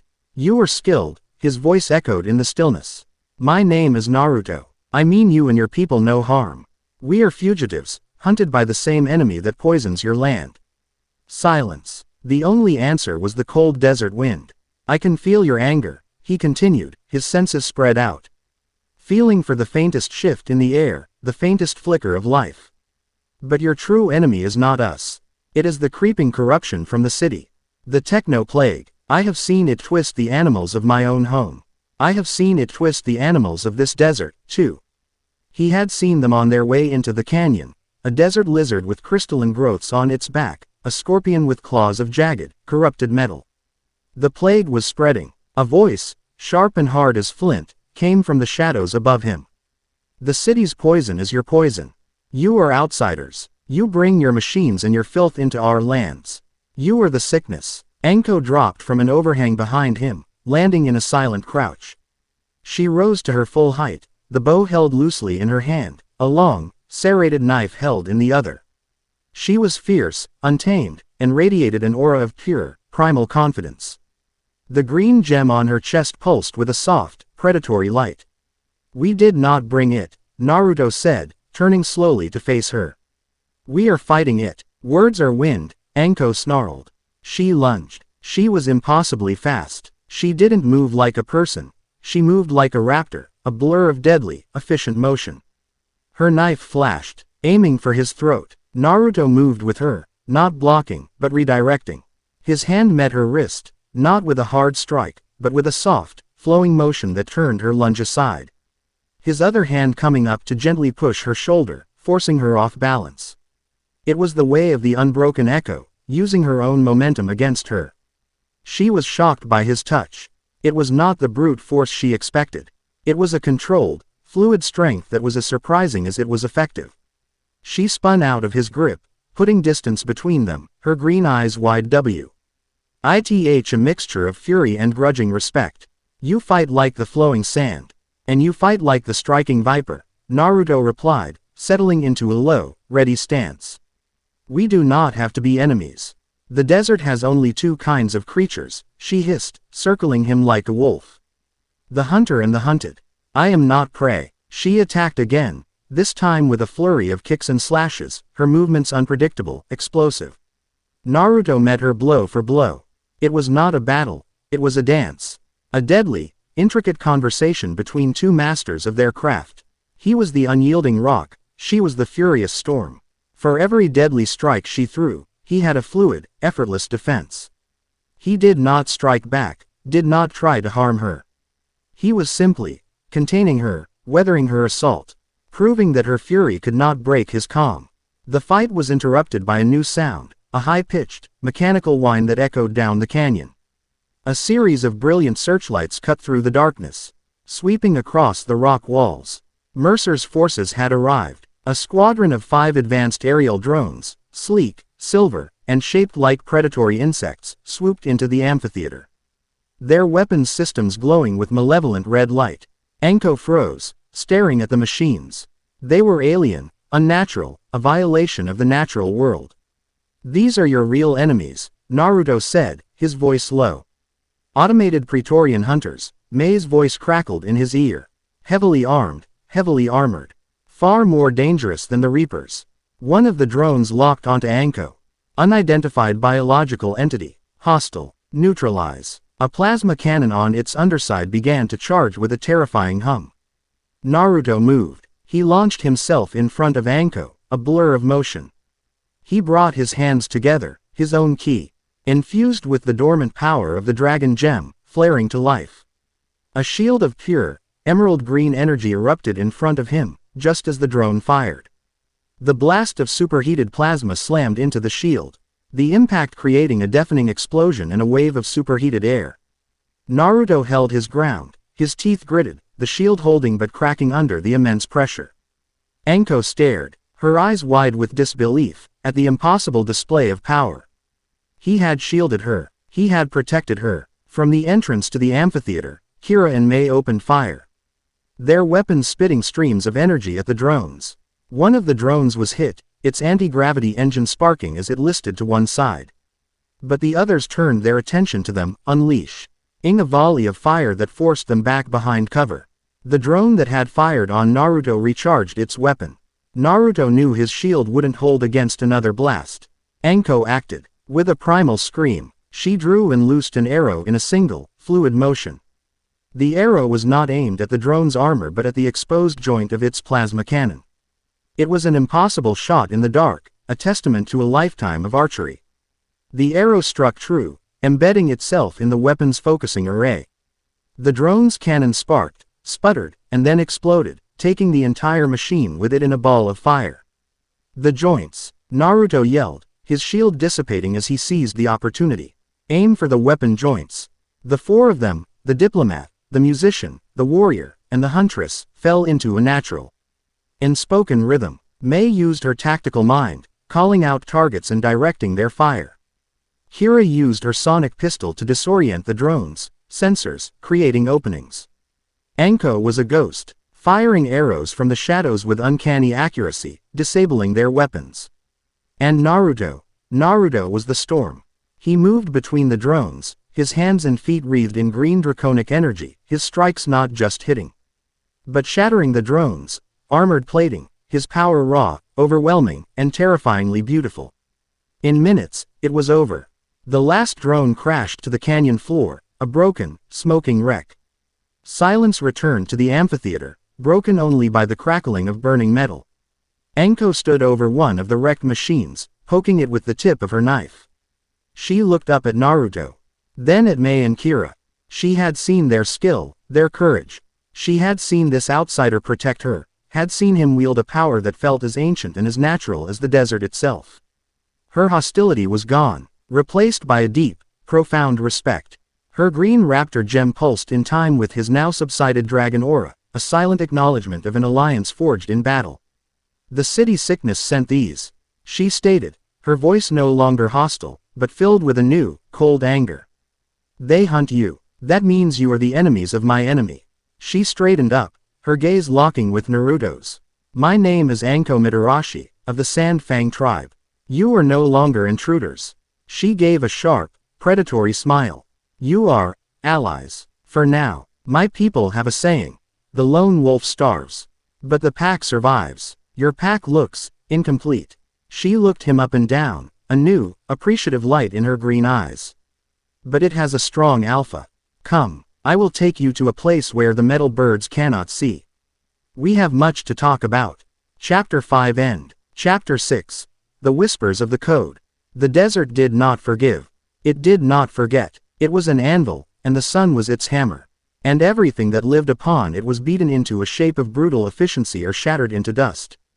To travel through it was to be stripped of all that was non-essential. Hope was a luxury, regret a dead weight. There was only the heat, the thirst, and the next step. Anko moved through this unforgiving world not as a trespasser, but as a native component, her every step a testament to generations of adaptation. She was less a guide and more a force of nature, a river of purpose flowing through the cracked, baked earth, and they, the outsiders, were merely stones tumbled in her current. She led them on a path that was not a path, a winding, seemingly random route that took them through narrow slot canyons that blocked out the sun, over ridges of knife-sharp rock that would have shredded lesser footwear.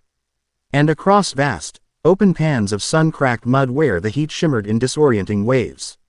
There were no landmarks a city dweller could recognize, only subtle shifts in the rock's color. The specific shape of a wind-hollowed stone, the pattern of the hardy, thorned brush that clung to life in the crevices. To Mei and Kira, it was a monolithic, terrifyingly uniform wasteland. To Anko and Naruto, it was a tapestry of information. Naruto moved with a quiet, tireless grace that earned him a subtle, approving nod from their guide.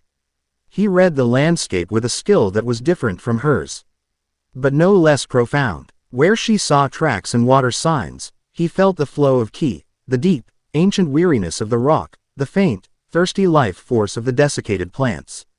He felt the land's soul, and it was one of fierce, uncompromising strength. He found himself respecting its brutal honesty, a stark contrast to the layered deceptions of the city he had just departed. Mei, however, was struggling. The polished stateswoman, who could command a room with a single, perfectly chosen word, was rendered powerless here. The heat was a physical assault, plastering her tailored uniform to her skin. Her coiffed hair now a damp, tangled mess. The fine dust got into everything, chafing her skin, catching in her throat. Every step was a battle against an environment, and that was actively trying to kill her. Yet, she did not complain. She set her jaw, her amber eyes burning with a cold, defiant fire, and she matched their pace, step for grueling step. Her politica, battles had forged in her a will of pure, unyielding iron, and she would not be broken by mere geography. She observed, she learned, and she endured. Kira was somewhere in the middle. The raw, wildness of the desert appealed to the rebellious musician in her, but the sheer lack of technology was unnerving. Her datapad was useless, its battery carefully conserved. There was no network, no power grid, no comforting hum of machinery.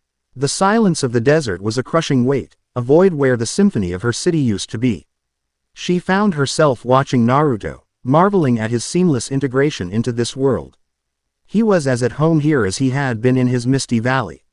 He seemed to draw strength from the harshness, his calm a defiant statement against the oppressive heat. He was an anchor, and more than once, when her resolve wavered, she found herself drawing strength from his steady presence. After hours of walking, just as the sun began to dip towards the horizon, the sky in fiery strokes of orange and purple, Anko stopped. They stood before a sheer cliff face, a wall of red rock that seemed to stretch for miles in either direction. It was a dead end. I see your real estate is just as charming as your personality, Kira quipped, her voice raspy with thirst. Great view of rock. Anko ignored her, placing her palm on a specific section of the cliff face that was indistinguishable from the rest. She closed her eyes and began to hum, a low, guttural note that seemed to resonate with the stone itself. For a long moment, nothing happened. Then, with a deep, grinding groan that sounded like the earth clearing its throat, a section of the rock began to shift. A crack appeared, widening into a dark opening just large enough for a person to pass through. Cool, damp air, smelling of deep earth and strange, sweet fungi, washed over them. The sand fangs do not live on the anvil, Anko said, a hint of pride in her sharp voice. We live within it. Welcome to the Warrens. They stepped through the opening into another world. The transition was as jarring and absolute as the one from the underside to Tenten's lab. They were in a vast, natural cavern. Its ceiling lost in a darkness so complete it felt like a solid thing. The oppressive heat of the desert was gone, replaced by a cool, comfortable climate. The light was not the harsh glare of the sun or the flicker of electricity, but a soft, ethereal glow, emanating from large, phosphorescent fungi that grew in clusters on the walls and ceiling, casting shifting, gentle patterns of blue and green light. The settlement was built into the cavern's walls, a vertical village of caves, ledges, and rope bridges that spanned the chasm. The air was filled with the murmur of voices, the laughter of children, the clang of a blacksmith's hammer, and the scent of roasting meat and exotic spices. People, dressed in the same practical leathers and woven fabrics as Anko, moved with an easy, athletic grace along the precarious-looking pathways. They were a people carved from the same stone as their home, their faces weathered, their eyes sharp and intelligent. And every single one of those eyes turned to stare at the newcomers. The murmur of the village died. The laughter ceased. The blacksmith's hammer fell silent. They were met with a wall of silent, distrustful stares. These were the eyes of a people who had survived by being wary, by treating everything new as a potential threat. And Mei, Kira, and Naruto were shatteringly, undeniably new. An old man, his face a roadmap of wrinkles and his long, white hair braided with the teeth of desert predators, emerged from one of the larger caves. He carried a staff of twisted, dark wood, and his eyes, though clouded with age, held a wisdom as deep and as hard as the rock around them. He was the tribe's elder. He and Anko spoke in a language of clicks and hard consonants that was as alien as the glowing fungi on the walls. His gaze swept over the outsiders, lingering on each of them. He saw Mei's barely concealed exhaustion and her unbreakable pride. He saw Kira's defiant posture and the technological tool she clutched like a talisman. Then his ancient eyes met Naruto's calm, blue ones. For a long moment, the old man was still, his gaze piercing, as if he were looking not at Naruto, but into him. Naruto met the gaze without flinching, offering nothing but quiet, respectful stillness. Finally, the elder spoke, his voice a dry rasp, but his words were in the common tongue, a language he clearly reserved for outsiders. You bring the stink of the city sickness with you, huntress. They fight the sickness, Elder Boru, Anko countered, her tone respectful but firm. I saw it. Their strength is great. The blonde one, he wears a storm in his heart. I have never felt such a power. Power can be a poison, just like the city's metal, Boru rasped. He took a shuffling step closer to Naruto. The storm you wear is ancient. It is the echo of the great dragon, the Earth Shaker. Our legends speak of it. They say it will either be the world's salvation, or its end. The old man's eyes narrowed. Why should we trust you? Why show we offer sanctuary to those who may bring the hunter machines and the plague to our door? The entire tribe was listening, their silence a heavy, expectant weight. This was another test, not of combat, but of character. You should not trust us simply because we ask it, Naruto said, his voice calm and clear, echoing in the vast cavern. Trust must be earned. We are not here to ask for sanctuary, elder. We are here to ask for your help. The leader of the city you call sick, Governor Mercer, plans to unleash his plague upon the entire world. He plans to consume everything, this desert included. We have stolen his plans. But we cannot read them. We have an ally in the city, an engineer of great skill, but we cannot reach her. The sky above your desert is filled with a radiation that blocks our communications. He paused, letting the weight of his words settle. We are asking for a chance to prove our worth. Allow us to face your strongest. Allow us to perform a trial. If we succeed, help us. If we fail, you may do with us as you will. But doing nothing is no longer an option. The plague is coming for you, whether you help us or not. His words were bold, direct, and held the unshakable ring of truth. He was not begging. He was offering them a choice, a chance to be actors in their own fate rather than victims of it. He was speaking the language of a people who valued strength and decisive action. Elder Boru was silent for a long time, his ancient eyes studying Naruto's face. He saw no deception there, only a powerful, focused will. He conferred with Anko and the other senior tribe members in their own tongue. There were arguments, gestures, sharp, questioning glances at the outsiders. Mei stood with a stoic, diplomatic patience, while Kira shifted on her feet, the hose. Tile scrutiny of an entire village making her skin crawl. Finally, the elder turned back to them. Very well. The desert does not give gifts, it offers challenges. In the heart of our warrens is the geode of whispers. A great crystal that is connected to the deep pulse of the earth. Our shamans use it to listen to the world's heart. It is a place of great power, and great danger. The energy there is raw, untamed. It could amplify your signal, or it could burn your minds to ash. He pointed a bony finger at Naruto. But we do not allow the unworthy to touch the heart stone. Tomorrow, at Sun High, you will face the trial of the three Fangs. What's the trial of the three Fangs? Kira muttered to Anko. A grim smile touched Anko's lips. Survival, endurance, and combat. Not many pass. The trial took place in the deepest part of the warrens, a colossal cavern even larger than the first, at the center of which was the geode of whispers. It was a breathtaking sight. A single, massive crystal formation, 30 feet high, rose from the cavern floor. It was a raw, uncut amethyst of a deep, impossible purple, its facets glowing with a soft, internal light that pulsed in a slow, deep rhythm, like a sleeping heart. The air around it hummed with a palpable energy, a static charge that made the hairs on their arms stand up. The entire tribe had gathered on the ledges above, their silent four. Ms. looking down into the arena-like space. The first trial was endurance. Naruto, Mei, and Kira were each given a single waterskin and placed in a smaller, sealed-off cavern where a geothermal vent pumped in a dry, suffocating heat that was even more intense than the desert at noon. They were to last until a massive hourglass, filled with black volcanic sand, ran out. It was a test of willpower as much as physical resilience. Kira, a child of the climate-controlled city, suffered the most, her body quickly succumbing to the heat. But Mei, drawing on her iron will, coached her, talking her through the waves of dizziness, forcing her to regulate her breathing. Naruto, using a breathing technique from his clan, entered a meditative state, his body's metabolism slowing to an almost impossible degree. He was a rock in the suffocating heat, his calm presence a source of strength for the others. They passed, emerging drenched in sweat and exhausted, but unbroken. The second trial was survival. They were given a set of primitive tools and left in a dark, unexplored section of the cavern system, tasked with bringing back a cluster of sun spore mushrooms, a rare, bioluminescent fungus that only grew in the most dangerous, unstable tunnels, which were also home to giant, venomous cave scorpions. This was where the team began to truly gel. Mei used her strategic mind to map their progress and identify the most likely growth areas. Kira, with her tinkerer's intuition, figured out how to use the rocks and tools to create diversions for the scorpions.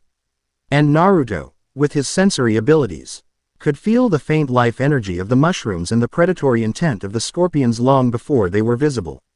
He moved with a speed and confidence in the darkness that left even Anko, who was observing them from the shadows, deeply impressed. They returned, not just with the sun spores, but with the venom sacs of 3 scorpions they had been forced to kill, a trophy that earned murmurs of respect from the assembled tribe. The final trial was combat. And it was for Naruto alone. His opponent was the tribe's war chief, a giant of a man named Kiba, who was missing an eye and had arms as thick as tree trunks. He carried a massive axe carved from the jawbone of a sand crate dragon. He was the embodiment of the tribe's raw, physical power. The duel was short, brutal, and decisive. Kiba attacked with a roar, his axe swinging with enough force to shatter stone. Naruto did not meet his force with force. He flowed around the war chief, a whisper of movement against a thunderstorm of violence. He was untouchable. He used no glowing ki, no draconic energy. This was a test of pure skill, and he honored it as such. He evaded, redirected, and with a series of short, sharp, Precise strikes to the man's nerve clusters. At the shoulder, the elbow, the knee, he dismantled the bigger man's offense without causing any lasting harm. The fight ended with Kiba on one knee, his axe arm numb and useless. And Naruto's hand resting gently on the back of his neck. There was no killing blow, only a quiet, absolute victory. A roar of approval went up from the tribe. They respected strength above all else. And they had just witnessed a display of skill that was beyond anything they had ever seen. Naruto had earned their trust. Elder Boru descended into the cavern, his ancient face carved with a look of profound respect. "The storm in your heart is a controlled one," he said. "You have proven your worth. The geode of whispers is yours to use. The shaman, a wise woman named Shima, will assist you." The plan was a desperate fusion of ancient mysticism and advanced technology. Kira, guided by the wrinkled, surprisingly knowledgeable shaman Shima, began to assemble a device. She used the salvaged comm unit from the transport, but instead of a power cell, she interfaced it with a series of smaller crystals that Shima provided, which would act as focusing lenses for the geode's energy. "The heart stone does not like metal," Shima warned, her voice like the rustle of dry leaves. "It speaks in the language of energy, of life. Your machine speaks in the language of pure logic. If the two languages do not translate, the feedback could be explosive." "Yeah, I get it. Explosive is bad," Kira muttered, her hands moving with a surgeon's precision as she jury-rigged the connections. "But if this works, it'll be the most powerful communications array in the world." Naruto, Mei, and Anko stood guard as Kira worked at the base of the great crystal. The energy coming off it was immense now. The soft hum rising to an audible thrum, the internal light pulsing faster and faster. "It is ready," Kira announced, her face pale with a mixture of excitement and terror. "Tenten, if you can hear this, you better be listening. Powering up. Now." She completed the final connection. For a heart-stopping second, nothing happened. Then, a beam of pure, violet energy erupted from the tip of the geode, shooting upwards and striking the roof of the cavern. The entire warren shook. The smaller crystals on Kira's device began to glow with a blinding white light. The air crackled with power. "Tenten, come in, Tenten." Kira screamed into the device over the roar of the energy. Static. A roar of white noise. Then, a voice, faint but clear, cut through. "Kira, is that you? The signal is, my God. The power reading is off the charts. Where are you?" "No time." Mei cut in, taking the comm unit. "Tenten, we have the data from the Panopticon. We need your decryption. Now." "Mercer's plan. Project Unity, what is it?" "I've been working on it since you went dark," Tenten's voice replied, strained and rapid fire. "I've broken through the final layers of encryption. You were right. He plans to merge with the techno virus, to upload his consciousness into the city's infrastructure and the plague's hive mind. His ascension is in 2 days. We knew that," Naruto said, his voice grim. "What else?" There was a pause on the other end, filled with the frantic clicking of a keyboard. Tenten's voice, when it came back, was stripped of all its usual sarcastic confidence. It was filled with a cold, pure horror. "It's not just about Reef Haven," she said, her voice trembling slightly. "Project Unity, it's a Genesis program. A seed. The moment he ascends, the core program will broadcast a signal. Not a radio signal, a subspace, quantum-entangled pulse that will instantaneously activate dormant sleeper cells of the virus that his drones have been seeding across the globe for the last 5 years.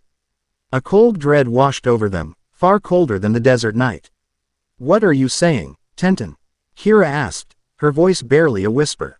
"I'm saying Reef Haven is just the incubator," Tenten's voice replied. The horrifying truth laid bare. The moment Mercer becomes a god in his city, the techno-plague goes global. It won't be a slow infection. It will be an instantaneous, planet-wide apocalypse. Every major city, every power grid, every military network, all corrupted at once. She took a ragged breath. Project Unity isn't about controlling a city. It's about extinguishing humanity. Chapter 6 End. Chapter 7. The Scars of Victory. The beam of violet energy did not simply vanish, it was inhaled. One moment, it was a solid pillar of impossible power, a roaring physical presence that shook the very foundations of the Warrens. The next, The geode of whispers drank it back into its crystalline heart, and the silence that crashed down in its wake was a physical blow, more deafening than the sound it replaced. The air, which had crackled with the ozone tang of raw power, was suddenly flat, thin, and hard to breathe. The soft, ambient glow of the cavern's fungi seemed dim and fragile. A guttering candle in a suddenly infinite darkness. In that ringing silence, Tenten's final words hung in the air, ghost-like and monstrous. Project Unity isn't about controlling a city. It's about extinguishing humanity. For a long, frozen moment, no one moved. They were 4 statues carved from shock, each locked in their own private tableau of horror. The victory they had achieved, contacting Tenten, getting the data, had turned to ash in their mouths. They had stared into the abyss, and the abyss had shown them a reflection of a world in flames. Kira was the first to break. A sound, half laugh, half sob, tore itself from her throat. "You're kidding me," she whispered, her knuckles white where she still gripped the now inert comm device. That's a joke, right? A sick, twisted joke." She looked around at the others, her eyes wide and wild, begging for one of them to deny it, to tell her the engineer was wrong. Global, instantaneous. No, that's comic book villain stuff. That's not real. She kicked a loose stone, sending it skittering across the cavern floor, the sharp sound an act of violence against the crushing silence. "That bastard isn't just a control freak, he's a cosmic-level lunatic." Her anger was a shield, a familiar, fiery wall she threw up against a terror so vast it threatened to swallow her whole. May, by contrast, became preternaturally still. The blood drained from her face, leaving her with the pale, perfect beauty of a marble effigy. Her mind, an instrument honed for the intricate dance of city-state politics and corporate warfare, was struggling to expand its parameters to encompass the sheer, obscene scale of the revelation. Billions of lives, the end of history. It was a concept so large, so absolute, that it defied strategy. She had gambled her life and career to save her city, but her city was just the trigger, the firing pin on a gun aimed at the head of the entire world. A single, cold, crystalline tear traced a path through the dust on her cheek. A testament to the woman of feeling buried deep beneath the ruthless stateswoman. Enko's reaction was more primal, more direct. She drew her long, serrated knife, the soft glow of the cavern reflecting off its deadly edge. She did not understand the nuances of global networks or quantum-entangled signals, but she understood the concept of a plague. She understood the idea of a sickness that sought to corrupt and consume everything. A low, guttural snarl vibrated in her chest, the sound of a predator identifying an existential threat to its territory, and her territory had just expanded from the glass sea to encompass the entire world. "This, Mercer," she hissed, the name a curse on her tongue. "When we find him, I will carve the sickness from his bones myself." Her rage was not a shield. It was a weapon she was already sharpening. Naruto stood in the center of their swirling, chaotic emotions, a pillar of impossible calm. But it was not the calm of detachment. It was the calm of the eye of a hurricane. Inside him, a storm of his own was raging. He felt the weight of Tenten's words not as a concept, but as a physical burden.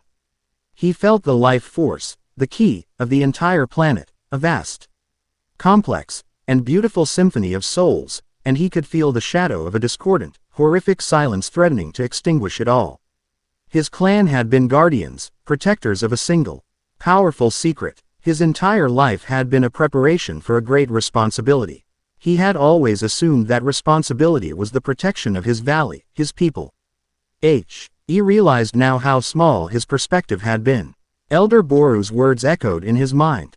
The world's salvation, or its end.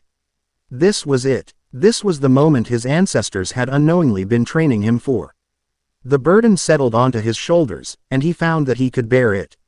His own fear, his own shock, was a luxury he could not afford. He was the leader. He had to be the rock against the waves of their despair would break. He took a deep breath, the cool, damp air of the cavern centering him. "Tenten," he said, his voice cutting through the fog of their horror, calm, steady, and resonant with absolute authority. "How much time?" His simple, practical question was a lifeline. It pulled them back from the edge of the abyss, forcing them to focus on the immediate, on the solvable. Tenten's voice crackled back through the calm, the connection already weakening as the geode's residual energy faded. His ascension is scheduled for the vernal equinox, to coincide with the solar flare cycle. It maximizes the energy he can draw from the city's grid. By my clock, that gives you 46 hours. 46 hours until the end of the world. The line went dead. 46 hours. The number was so small, so finite, so utterly inadequate for the task at hand. It was not a reprieve, it was a death sentence. Elder Boru and the tribal council approached, their ancient faces grim. They had been standing on a ledge above, and the geode's amplified energy had carried Tenten's voice throughout the entire cavern. They had heard everything. The city sickness is a cancer that means to devour the whole body. Boru said, his voice a low rumble. He looked not at Naruto, but at his own people, who were now murmuring, their fear and anger a palpable buzz in the air. We have hidden from the world for generations. But there will be no world left to hide from. The trial of the three Fangs was a test of worthiness. We did not know we were testing the saviors of the world. He turned his ancient, weary eyes back to Naruto. The Sand Fang tribe is not a mighty army. We are a handful of people in a forgotten corner of the world. But what we have, we offer to you. Our knowledge of the desert. Our warriors. Our lives. Command us. It was a profound moment. A declaration of total war from a people who had asked for nothing but to be left alone. Later, as the tribe began to prepare, a quiet, tense energy replacing their initial shock, the four of them found a measure of solitude on a high, secluded ledge that overlooked the main cavern. The life of the Warrens went on below them. A sea of glowing fungi and purposeful movement, a stark and beautiful contrast to the impending doom they now carried. Kira leaned against the rock wall, her arms wrapped around herself. I keep trying to picture it, she said, her voice hollow, all the noise of the reef just stopping. The music, the crowds, the forges, just silence. And not the good kind of silence like in your valley, she glanced at Naruto. A dead silence. The musician who lived in a world of sound could imagine no greater hell. Naruto came to stand beside her, not speaking, not offering empty platitudes. He simply stood there, a solid, unwavering presence in the glowing darkness. He watched the tribe below, the families moving about their lives, the children chasing each other over rope bridges. They don't deserve this, Kira whispered, her cynical shell cracking completely. No one does. I've spent my whole life fighting the system, fighting for my own little piece of freedom. It all seems so stupid now. What's the point of being free if there's no world left to be free in? The point, Naruto said, his voice quiet but firm, is that you are still fighting. You fought your way out of the city. You fought the Reapers. You fought to get here. Your fight has not been for nothing. It has led you to this moment. It has made you strong enough for this moment. He finally looked at her, and his blue eyes held no judgment, only a deep, shared understanding. It is all right to be afraid, Kira. Even the strongest warriors feel fear. The test is not whether you feel it, but what you do with it. She looked away, but not before he saw the gratitude in her eyes. He hadn't dismissed her fear, he had validated it. He had taken her anger and her terror and shown her that they were not weaknesses, but sources of strength. For the first time, she felt a bond with him that went beyond a simple alliance. It was a connection forged in the crucible of a shared, impossible burden. A short time later, Naruto found Mei in the cavern of the Elder, where she was poring over a map of the desert that was crudely drawn on a massive, tanned hide. It was covered in the tribe's strange, symbolic markings. Elder Boru was patiently explaining what each symbol meant. Mei was absorbing the information with a ferocious intensity, her strategic mind back in control, channeling her horror into the cold, hard calculus of logistics and planning. This is our greatest obstacle, she said to Naruto as he approached, tapping a vast, blank space on the map. A region they call the Sunken Lands. It's a basin of soft, shifting sand. Impossible to cross quickly on foot, and it plays havoc with any kind of technology. It would take us days to go around it. There are old paths, Boru rasped, from before the Great Burning. Tunnels, subterranean rivers, but they are unstable, treacherous, home to older things. It doesn't matter, Mei said, her voice clipped. A treacherous path is better than no path at all. We have a clock. Every hour counts. She looked at Naruto, and her amber eyes were blazing with a new fire. She was no longer just fighting for her city, she was fighting for her entire world. He politician's ambition had been burned away, leaving behind the pure, unyielding resolve of a wartime leader. Your gambit in the panopticon was brilliant. But now we need more than a gambit. We need a miracle. Miracles are for stories. Naruto replied calmly. We are warriors. We will make a plan. Their shared purpose, the sheer, crushing weight of their goal, created a powerful intellectual bond between them. He saw in her a mind as sharp and as strategic as his own. She saw in him the embodiment of the decisive, unwavering leadership she had always believed in, a stark contrast to Mercer's paranoid tyranny. His final conversation was with Anko. He found her in the tribe's training caves, a series of smaller caverns filled with sand pits and climbing surfaces. She was practicing with her bow, loosing arrows at targets so far in the darkness they were nearly invisible. Each shot was a whisper of sound, followed by the distant, satisfying thwack of an arrow finding its mark. She was channeling her rage into her skill, honing it to a razor's edge. You move quietly, she said, without turning around, as he approached. But the storm inside you is loud today. The world is about to end, Naruto stated simply. It is a loud occasion. Anko finally turned, her green eyes boring into him. You are their leader, the politician, the musician. They look to you. They see your calm. Do you feel it? No, Naruto admitted, but it is my duty to project it. For them. Duty is a cage, Anko said, lowering her bow. A warrior fights because it is their nature, not because of duty. She gave him a sharp, challenging grin. Show me the storm. No tricks, no glowing hands, just you, me. Let's see if the alpha is worthy of the pack. It was not a request, it was a demand. A warrior's test. They sparred in the center of the sand pit, and it was nothing like their first encounter. There was no testing, no holding back. It was a fierce, primal explosion of speed and skill. Anko was a whirlwind of controlled violence, her every strike aimed to maim or cripple. But Naruto was her equal. He met her ferocity not with passivity, but with a precise, overwhelming offense of his own. It was a dance of predators. A clash of two perfect instruments of combat. The fight ended in a breathless stalemate, the two of them locked together, his hand inches from her throat, her knife a hair's breadth from his heart. They broke apart, chests heaving, a new, profound respect in their eyes. Anko's predatory grin returned. The storm is real, she breathed, a thrill in her voice. And it is magnificent. Her attraction to him was not soft or romantic, it was a primal acknowledgement of an equal, a drawing of one powerful force of nature to another. Their planning was interrupted by the arrival of the shaman, Shima. Her face was pale, her ancient eyes wide with a mixture of fear and awe.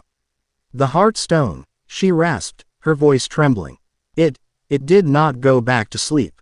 When you touched it, dragon wielder, you woke it up. It is singing, and it is hearing echoes. She led Naruto back to the geode cavern. The great crystal was still pulsing with a soft, violet light, the air around it humming. It has shown me things, Shima whispered, placing a trembling hand on Naruto's arm. A vision. I saw the darkness, the plague signal, a web of sickness covering the world. But I saw other lights. Other gems, like yours, flaring to life in response to your call. She closed her eyes, her face contorted in concentration. I saw a mountain, so high its peak is kissed by the moon. And in a temple there, a gentle power, a patient heart, that can see the truth of a soul. It sees everything. It is the wisdom of the Triceratops. You are not alone, son of the dragon. You are merely the first roar of a greater storm. Quote, the shaman's words were a sliver of impossible hope in a sea of despair. Other rangers, somewhere. But the hope was distant, the threat immediate. The final piece of the plan came, as they knew it must, from Tenten. Using the last dregs of the geode's energy, Kira managed to open a final, fleeting channel. I have it. Tenten's voice was a triumphant shout, laced with exhaustion. There's a flaw in his plan. A single point of failure. The connection was already degrading into static. The ascension, a massive power surge, channeled through a quantum conduit, top of the spire, must be destroyed. At the moment of the surge. It won't stop him, but it will sever the global link, contain the plague, to Reef Haven. The message was fragmented, broken, but the meaning was clear. They had a target, a chance, not to save everyone, but to stop the end of the world, and by the time to save their city. It was a suicide mission, a surgical strike at the heart of an impregnable fortress. With the fate of the world as the stakes, the decision was made without a word needing to be spoken. As the twin moons of the desert began to rise, casting a pale, ghostly light over the glass sea, the 5 of them stood at the entrance to the warrens. Behind them, Anko had assembled a dozen of her finest warriors, their faces grim and determined, ready to guide them on the perilous, high-speed journey back to the city. They were no longer a diplomat, a musician, a huntress, and a warrior. They were a single unit, a spear forged in the heart of the desert, aim ed at the heart of a corrupt and dying city. They looked out at the vast, hostile wasteland they had to cross, the city a faint, malevolent glow on the far horizon. 42 hours remained. The clock was ticking. Their race against the apocalypse had begun. Chapter 7 End. Chapter 8. The heartbeat of the underworld. The farewell was as stark and unadorned as the desert itself. There were no grand speeches, no tears. Elder Boru stood at the mouth of the warrens, the rising sun casting his wrinkled face in a relief of harsh light and deep shadow. He placed a gnarled, leathery hand on Naruto's shoulder, his ancient eyes locking with the young man's. The desert does not offer hope, dragon wielder, the old man rasped, his voice the sound of sand scouring rock. It offers a clean death or a hard life. Choose the hard life. Fight, endure, and when you have scoured the sickness from its nest, know that the sand Fangs will remember.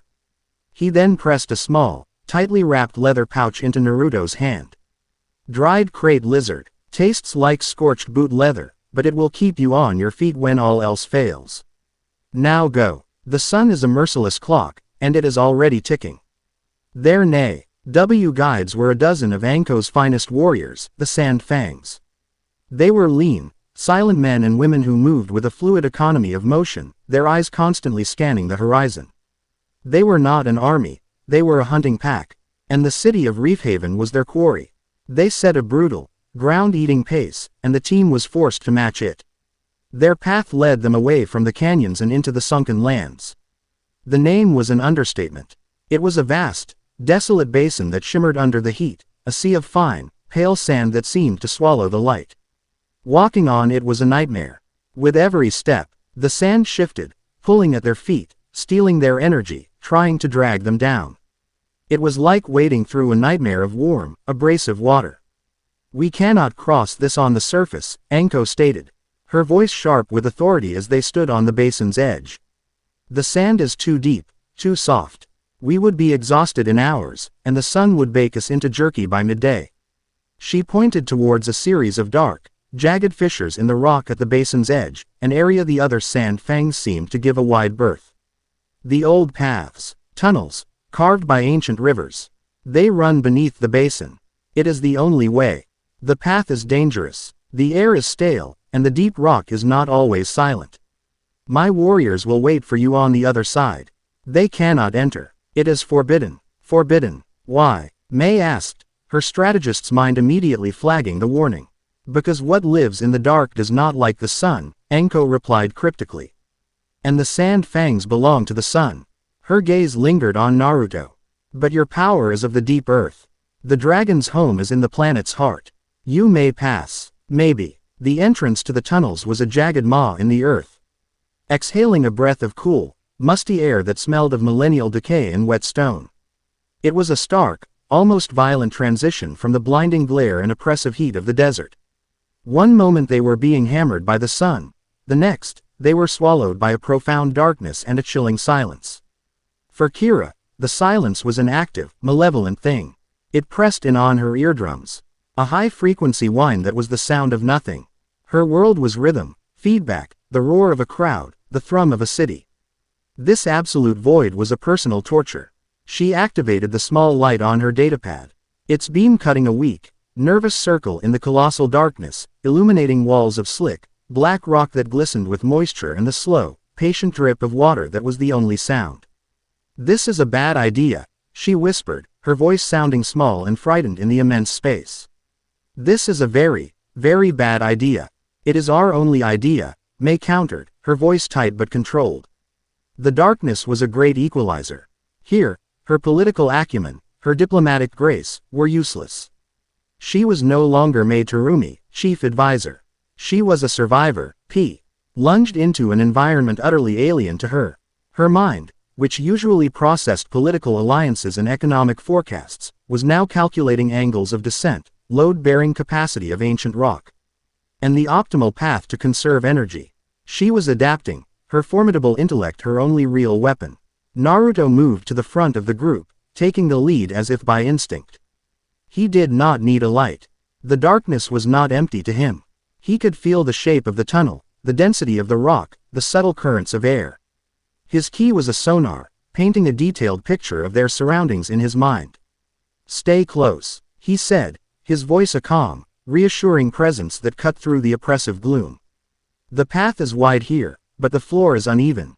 They journeyed deeper into the Earth's crust, the last vestiges of daylight from the entrance vanishing behind them, leaving them in a world of absolute black, broken only by Kira's light and the faint, predatory glow from Anko's green eyes. The silence was punctuated by the drip of water, the scuff of their boots on the stone, and the sound of their own harsh breathing. The air grew heavier, thick with the scent of minerals and a strange, underlying odor of rot. Like old meat left in a damp cellar. It was Anko who found the first sign that they were not alone. She stopped suddenly, her body going tense. She held up a hand for silence, sniffing the air like a predator. "Something is wrong," she hissed. She pointed her light towards a side passage, and the beam illuminated a horror. It was one of the Sand Fang warriors, or what was left of him. He was wedged in a crevice, his body desiccated and strangely pale. But he was not alone. From his chest, a cluster of sickly, phosphorescent fungi had sprouted, casting a grotesque green glow on his lifeless face, which was frozen in a mask of silent terror. The same glowing fungus grew in patches on the walls around him. "He disappeared 2 seasons ago," Anko whispered, her voice tight with a mixture of grief and rage. "We thought the tunnels had claimed him." She knelt by the body, her knife drawn. "This is not the work of any beast I know. This is unclean. It's the plague," Naruto said, his voice grim. He knelt opposite her, his eyes taking in every detail. The fungus pulsed with a faint, rhythmic light, a corrupted parody of a heartbeat. He could feel its key. It was a twisted fusion of organic life and the same cold, static, hungry energy he had felt from the corrupted animals in his valley. "It has found a way to survive down here. It has adapted, evolved." They moved on, the easy tension of the journey now replaced by a sharp, prickling dread. They were not just in a tunnel, they were in a tomb. A hunting ground. The main passage opened into a cavern of truly epic proportions. It was so vast that Kira's light could not find the walls or the ceiling. They were standing on a wide ledge, looking out into a seemingly infinite abyss. And the abyss was not empty. Dotted throughout the darkness, like a cursed constellation of stars, were thousands upon thousands of the same pulsing, sickly green lights they had seen on the dead Sand Fang. Some were clustered on the walls. Some hung from the ceiling, and some were moving. "The hive," Anko breathed, her hand tightening on her bow. "Tenten, can you hear me?" Kira whispered frantically into her comm, the device miraculously finding a faint signal in the deep earth. Tenten's voice was a ghost of static. "Their massive bioenergy reading. Don't understand the signature, it's like the virus, but organic. Like a precursor. Be careful." The signal died. Naruto held up a hand, his eyes closed. He was extending his senses, feeling the nature of the hive. "They cannot see," he said, his voice a low whisper. "They have no eyes. They hunt by sound, and by vibration." As if to punctuate his statement, Kira's foot slipped on a patch of slick stone, dislodging a small pebble. It fell from the ledge, and they listened to it fall for a terrifyingly long time before it finally clattered against the rock far below. The reaction was instantaneous and horrific. The entire cavern erupted in a wave of chittering, clicking sounds. The moving lights in the darkness darted towards the source of the sound with incredible speed. A chorus of hungry, shrieking cries echoed in the abyss. Then, as quickly as it began, the cavern fell silent again, the lights returning to their slow, random drift. "Okay," Kira whispered, her face as pale as the creatures themselves. New plan. Absolute. Total. Silence. What followed was the most nerve-wracking ordeal of their lives. They had to cross the cavern on a narrow, natural rock bridge that spanned the abyss. It was a journey of 1,000 silent steps. Every movement had to be perfect, every foot placed with a deliberation that was agonizing. A cough, a sneeze, a single misplaced stone could mean a horrific death. May, the woman of absolute control, found a strange, terrifying peace in the ordeal. It was a problem of pure focus, an exercise in absolute self-mastery that was not so different from a high-stakes negotiation. She matched Naruto's pace, her breathing controlled, her movements economical, her mind a fortress of pure will. Kira was in her own personal hell. Every instinct screamed at her to make a sound, to fill the void. He felt a cough building in her chest and had to physically choke it down, tears of strain streaming from her eyes. She focused on the steady, rhythmic movement of Naruto's back in front of her, using his calm as her mantra. Enko was in her element, a silent shadow moving through a world of greater shadows. She was their rear guard, her keen eyes spotting loose rocks and unstable patches on the bridge, silently guiding them with subtle hand signals. They were halfway across when the ground trembled. A deep, groaning tremor that ran through the rock bridge, a low-frequency vibration from the heart of the earth. It was not their fault, a random geological hiccup, but the creatures did not know that. The hive exploded. The chittering was a deafening wall of sound. The green lights converged on the bridge from all directions, and they saw the creatures for the first time in the combined glow. They were skeletal, nightmarish things, with translucent white skin stretched over elongated limbs. They had no eyes, just smooth, bone-white faces with gaping, needle-toothed maws. They moved with a twitching, insectoid gait, swarming up the sides of the bridge, their claws scrabbling for purchase. "Run!" Naruto yelled, the simple command shattering the last vestiges of their forced silence. They sprinted, the bridge shaking under their feet in the impact of the swarming creatures.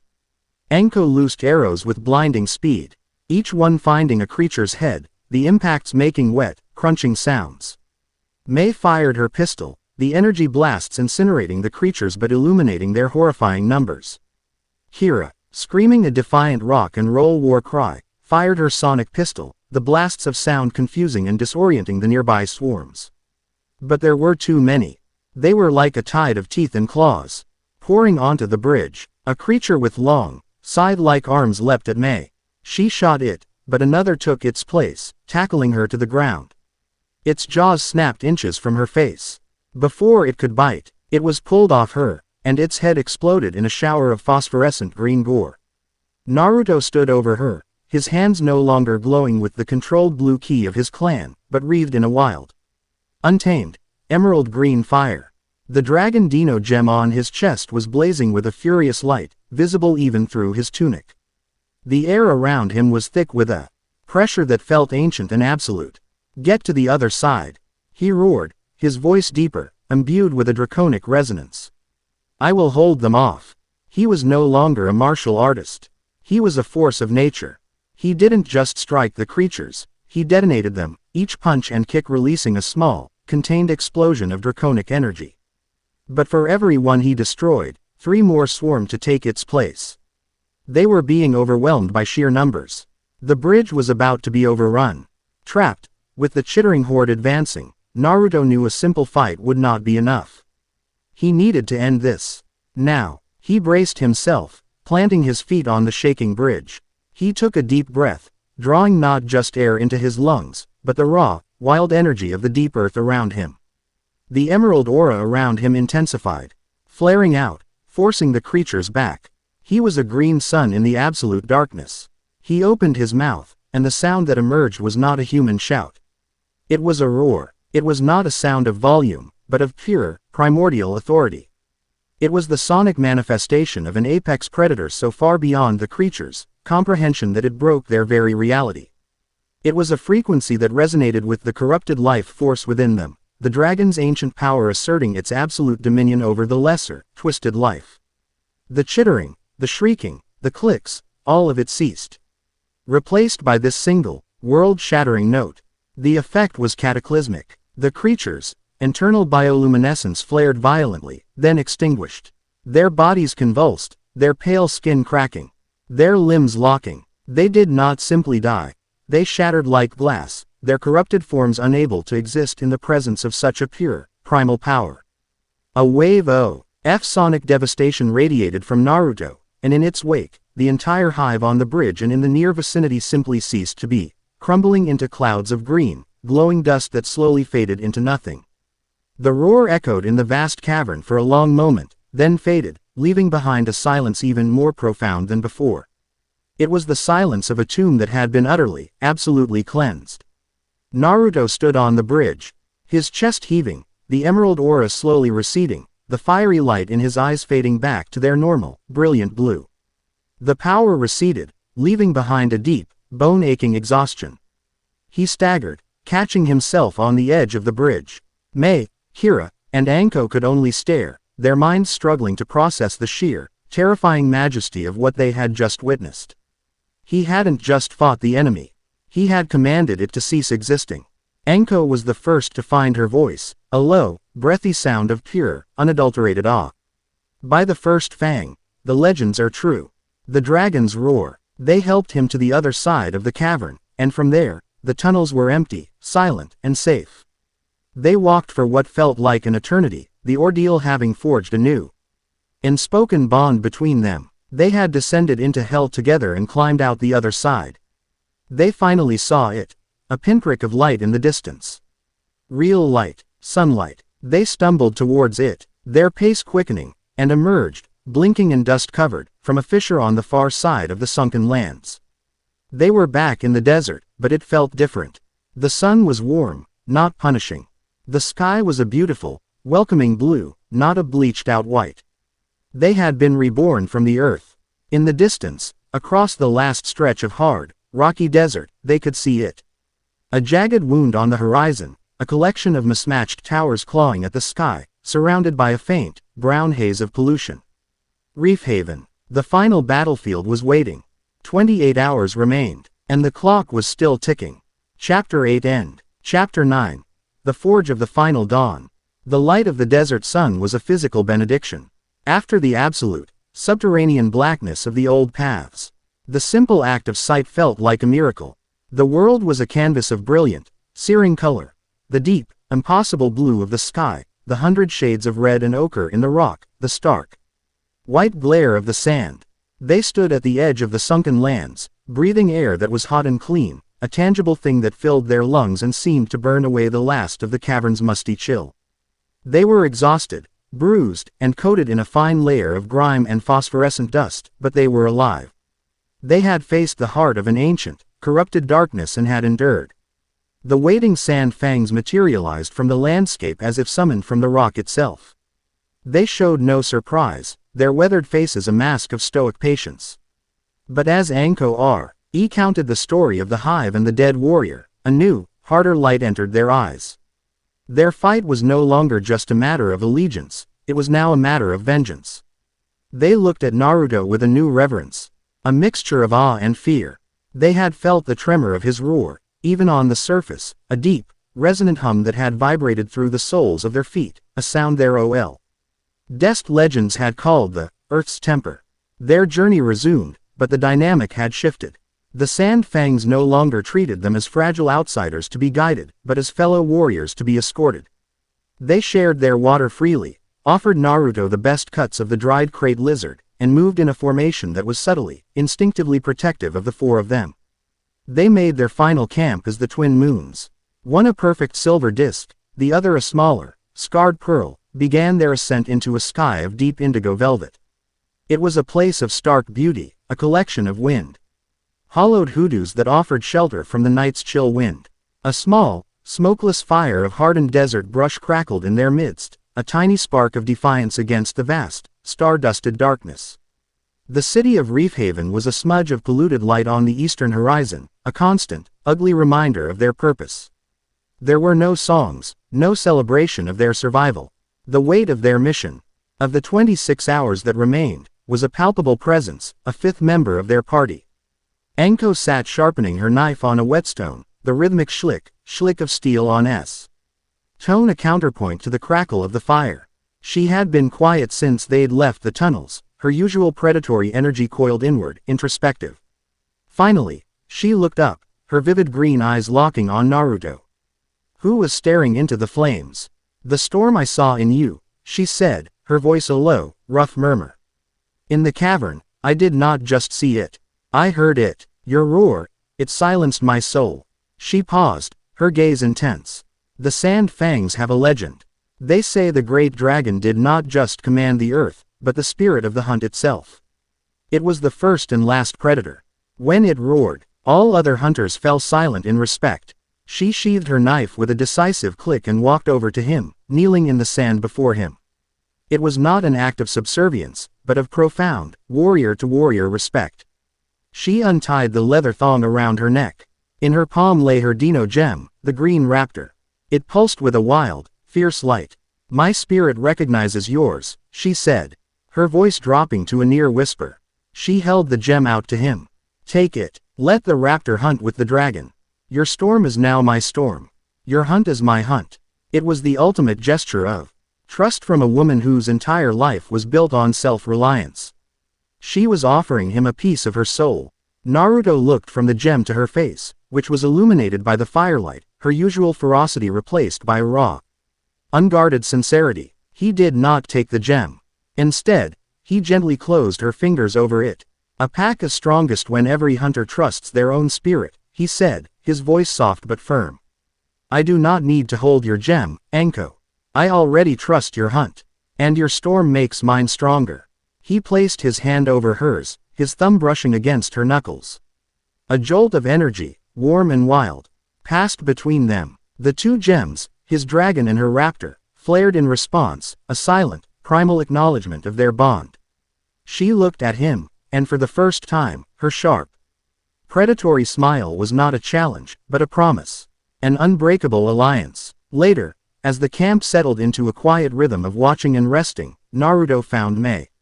She was away from the fire, standing on a low ridge. The cold desert wind whipping strands of her auburn hair across her face. In her hand was a stylus, and she was sketching in the sand, the moonlight her only illumination. She was not drawing landscapes or portraits. She was drawing lines of attack, optimal routes, structural weaknesses.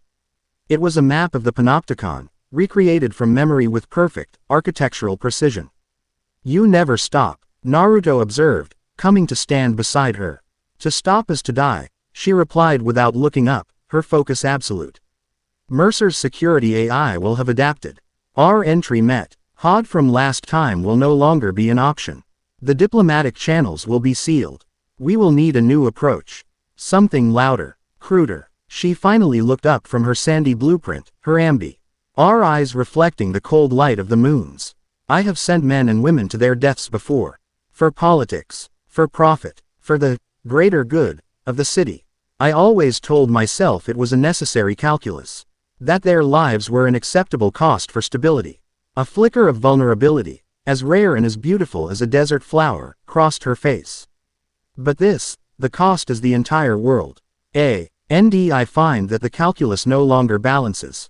I am sending you, Kira, Anko, myself, to our certain deaths. And I am afraid that it will not be enough." The queen was admitting, for the first time, that she could not control the board. "You are not sending us," Naruto said, his gaze fixed on the distant, malevolent glow of Reef Haven. "You are leading us. There is a difference." He knelt, his finger tracing a new line on her map. A route that snaked through the city's underside, targeting a series of geothermal power conduits. "Mercer's weakness is his arrogance. His focus is on the sky, on the grand gesture of his ascension. He has forgotten the foundations upon which his tower stands. We will not attack the fortress from the outside. We will cripple it from the inside out." He began to outline a plan. A strategy of such audacious, targeted sabotage that it took Mei's breath away. It was a symphony of destruction, designed to create a cascading power failure across the upper levels of the city. A precisely timed blackout that would give them a window to strike at the quantum conduit. It was brilliant, it was suicidal, and it was their only chance. As he spoke, she was not just listening to his strategy. She was watching him. She saw the way his mind worked, the seamless fusion of overwhelming power and intricate, surgical precision. She saw the weight of the world on his shoulders. And the fact that he did not buckle, did not break. He simply accepted it and forged it into a weapon.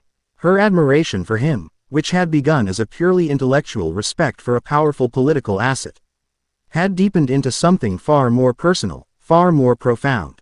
He was not just a king to her queen, he was the only other person in the world who seemed to understand the terrible, lonely burden of true leadership. His final encounter of the night was with Kira. She sat huddled by the fire, her arms wrapped around her knees, her custom-built guitar, which she had insisted on salvaging from the wreck, lay beside her. Its polished chrome and dark wood looked impossibly alien in this primitive setting. She was staring at her datapad, its screen cracked, its battery indicator blinking a fatalistic red 5%. Last rites for the 24th century, she said, her voice a failed attempt at her usual sarcastic bravado. In a few hours, this will be just another useless piece of rock. Like everything else I used to think was important. Is that your only song? Naruto asked, sitting across the fire from her. What? She looked up, confused. The song of the cynic, he elaborated. The one that says everything is useless, so nothing is worth fighting for. I have heard you play it many times. You are a talented musician. I think you could write a new one. Kira bristled. You don't know anything about me. I know you risked your life to escape a city you claim to hate, he countered calmly. I know you fought machines you claimed were unbeatable. I know that right now. You are more afraid of failing the people of that city than you are of dying. He leaned forward, the firelight dancing in his brilliant blue eyes. Your music, is it angry because the world is broken? Or is it angry because you want so desperately for it to be whole?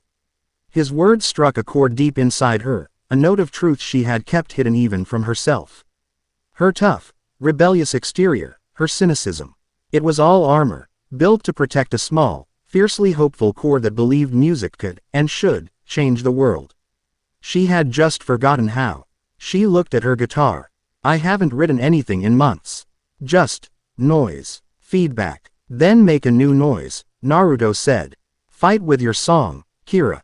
Not just with your fists. Your Terra Gem, its spirit is not one of anger. It is one of freedom. Of soaring above the chaos. You have been fighting from the ground for too long. It is time you remembered how to fly. Tears welled in her eyes, hot and unexpected. She wiped them away with an angry swipe of her hand. He wasn't just a leader. He was a mirror, and he showed them not who they were, but who they could be. He saw the queen in the politician, the protector in the huntress, and the soaring artist in the cynical rebel. Her feelings for him were a confusing, chaotic jumble of irritation, admiration, and a deep, terrifying affection that she didn't know what to do with. She picked up her guitar, her fingers finding the strings. She didn't play a song. She just played a single, clear, resonant chord. It was a note of pure, unadulterated hope, and it hung in the cold desert air. A promise of a new song to be written, if they lived long enough to write it. The final leg of their journey began before dawn. Led by the sand Fangs, they navigated the last, treacherous stretch of the wasteland, a graveyard of pre-cataclysm industrial ruins that jutted from the sand like the bones of forgotten metal dinosaurs. Here, on the edge of the city's sprawling technological footprint, they huddled in the rusted shell of a giant mining machine while Kira made one last, desperate attempt to contact the final member of their team. Come on, Tenten, come on, she muttered. Her datapad hooked up to a signal booster she had cobbled together from scavenged parts. Pick up, you glorious, anti-social genius. The datapad's screen flickered, and a voice, sharp and blessedly clear, cut through the static. Ford, your timing is, as always, abysmal and dramatic. I'm currently routing around a citywide security sweep. You have 60 seconds. We're in position, May said, taking the datapad. We have a plan. We're targeting the geothermal conduits in the underside to create a cascading blackout. We need the exact timing of Mercer's ascension. Already ahead of you, Tenten's voice snapped back, accompanied by the furious sound of typing. The power surge will begin at precisely 0600 tomorrow, city time. He will be at his most vulnerable for a period of exactly 94 seconds as his consciousness is transferred to the city's core. That is your window to destroy the quantum conduit. A complex schematic of the Panopticon spire appeared on Kira's cracked screen. A single point glowed red. The conduit is shielded. Physically, energetically, quantumly. My scans indicate there is no conventional weapon in this city that can breach it. A cold silence fell over the group. So what you're saying is, Kira said slowly, our suicide mission is also impossible. Great. Fantastic. I said no conventional weapon, Tenten corrected, a hint of so. Nothing dangerous and exciting in her voice. I've been analyzing the energy signatures from your Dino gems. The power output is anomalous. It defies known physics. Naruto's dragon's roar caused a resonance cascade that I'm still trying to comprehend. She paused. I can't guarantee this will work. But based on the data, a direct, focused blast of pure, combined Dino gem energy, striking the conduit at the precise moment of the power surge, it might be enough to shatter it. The plan was no longer just a physical assault. It was a fusion of technology, strategy, and a power that was ancient, mystical, and terrifyingly unknown. There is one more thing, Tenten added, her voice dropping, losing its clinical edge and becoming something graver. When you initiate the blackout, it will be chaos.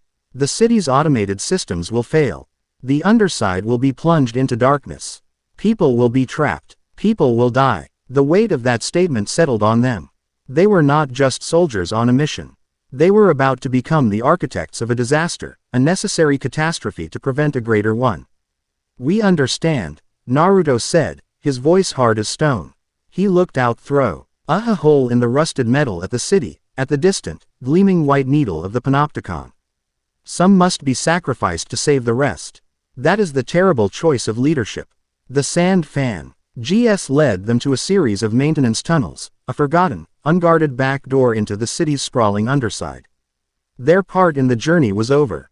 Anko clasped the lead warrior's arm, a silent farewell passing between them. The four of them stood at the tunnel's entrance, the stale, familiar air of Reef Haven washing over them. The desert was at their backs, a world of clean deaths and hard lives. Before them lay a maze of steel, rust, and corruption, a world of calculated sacrifices and impossible odds. The Panopticon glittered in the hazy afternoon light, a monument to a madman's ambition. 18 hours remained. The final hunt had begun. Chapter 9 End. Chapter 10. The dawn of a new era. The throat of the city was a labyrinth of rust and shadows. To re-enter Reef Haven's underside after the clean, brutal honesty of the desert was a physical and spiritual shock.